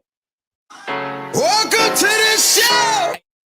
I seen Ethiopian Eyes and slid in the building. I ain't seen Ethiopian Eyes in a little bit. Yeah, there you go. The Movement Podcast. Let me tell you something. Wilder is all of us black men. Show respect to this brother. Man, shout out to you, man. Shout out to you. And welcome to the show. Welcome to the show. Man, one more time for you. Welcome to the show. Welcome to the show. Man, we appreciate you. Let me see. Be the God in the building. He said Lubin versus Charlo 2. who wins. Who you got, Brody? Oh, I'm going with Ruben. Off the rip. Yeah, I don't even know. That'll be a good fight though. Yeah, this is definitely a different fight than last time. I think they both got better, but let's see. They say styles make fights. We didn't get a chance to see what happened. So let me see. Ja Champ 7-8. He said, Fred, thanks again for the Earl Spence Jr. interview. Salute. All the time. Easy. Jay Poppins said, I'm coming to Cali Saturday. Salute.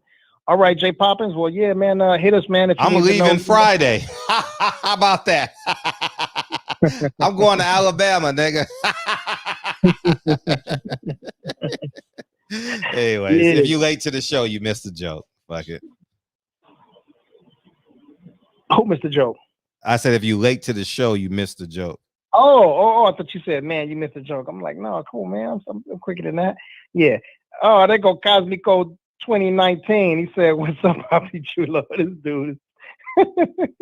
dude ain't been here in a minute. What's up, man? Joe Hill said he gonna be out there too. Yeah, man. USS season, man. Link up with us early, man. We still trying to figure it out how we gonna do it, man. Fred had a couple ideas and he bounced around today too, man, to get more people involved and whatnot, So yeah, we'll see. Mr. Vegas done slid in. He said, bruh. All right, and the Queen Patty Dean in there, DOGG215. Salute to you. Yeah, man. Anybody who going, man, make sure y'all hit us up now, often, early, and we'll connect, man. So that way we don't go roaming through Vegas trying to figure out who, what, when, where, how, and why. We connect, man, and we're gonna move as one big old unit and one big old group. We know each other through the internet, but we get a chance to put faces and names and vibes and all of that together, man. And lifelong brotherhoods and sisterhoods and familyhoods and whatnot. Yeah, but anyhow, man, it's time to bounce rack skate. Boss Red. All right, Boss Red, as soon as the next show start, do it as soon as the show start.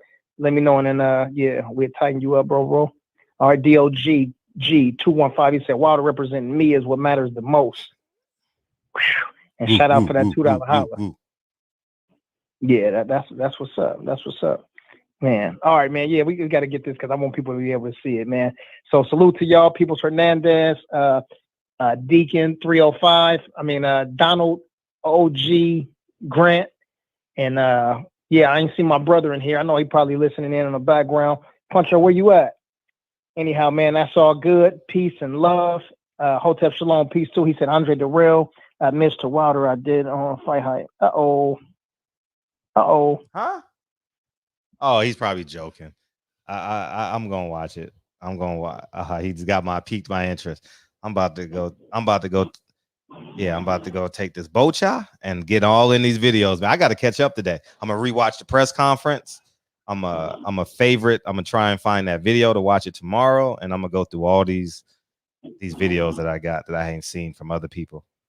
Yeah, what's that? You got something pinned at the top in blue. What does that say? Oh yeah. Hey, go to my backup page, man. Click that link. Go to my backup page, man. And there's this this dude over there that's trying to impersonate me. So click that link. He's doing his best to impersonate me, but when I'm not here, you get the carbon copy. You get you get the CC version of me. So yeah, go there. Extra special shout out to my brother Big Tank, man, the Sweet Science Examiner. That's my bro, man. Love Big Tank, man. Anyway, Peoples Hernandez dropped down 5 mics on us. Play the song, Fred. I gladly. Hey, go over to Kyle, man. He gonna go to Kyle's and watch the interview, man. He gonna talk about the interview. Y'all have fun over there, man. I'm gonna have Kyle playing for about 20 minutes. Just to get his algorithms up and shit like that on my TV. But I won't be able to comment, but it'll be on my TV. But I'll be watching for about 20-30 minutes, man, until I pass out. After I watch this fucking press conference. But yeah, man. Only sometimes you click the link, Kyle. Click Kyle's link to make it. Even when I'm off feet. Go watch the interview together. How about, matter of fact, I'm gonna try and stay up. We watch the interview. Let's watch the interview together, man. Why not? Let's watch it. Let's watch it on Kyle's channel. Why not? Why not? It premieres at 2 o'clock. Other one premieres at 2:17. So click the link, the boxing section. Click the link in the. He's gonna premiere the interview. Miracle of life. Life's a play with no rehearsal. Here come for your role. You take it personal. People Hernandez, the devil is a lie. Hey, I'm telling you the truth. Hey, it's all in what you do. Hey, some things you gotta do. Hey, fist fight. With much expected, much is given. When you have this, yes. You can be the best if you go the distance. Mix a little sweat with your persistence. You know that the best things are never instant. Don't shine on. Get up, open up your words now. It's the moment of truth. No backing down.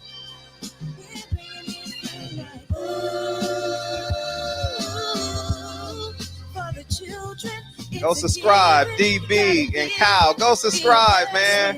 Go watch the Deontay Wilder interview on the boxing. And the greatest share on the boxing section, man. Go watch the Deontay Wilder interview on the boxing section. They gonna break it down, have fun, talk your shit, man. Pour you a little something, smoke you a little something, man. Rub on some booty. You know what I mean? You know what I mean? Do what you do, man. You know what I mean? Shit. Look down at her for about 15 minutes. You know what I'm saying? You know what I mean? Count her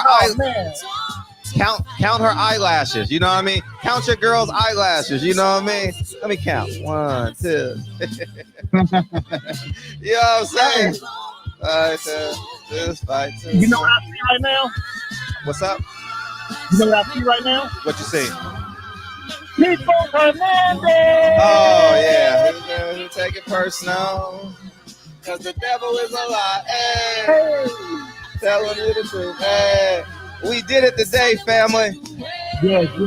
We had a Hall of Famer, man. The Hall of Famer, Deontay Wilder, man. We love you, man. Thank you, D. Thank you, Team Wilder. Thank you, everybody. What more can I say, man? You know what I mean? What more can I say? Yeah, man. Love y'all, man. Love you, DB. Appreciate you, big homie. All right. Appreciate you, PPD. Love all y'all, man. We did it, man. Love you, brother. All right, all the time, King. Peace, y'all.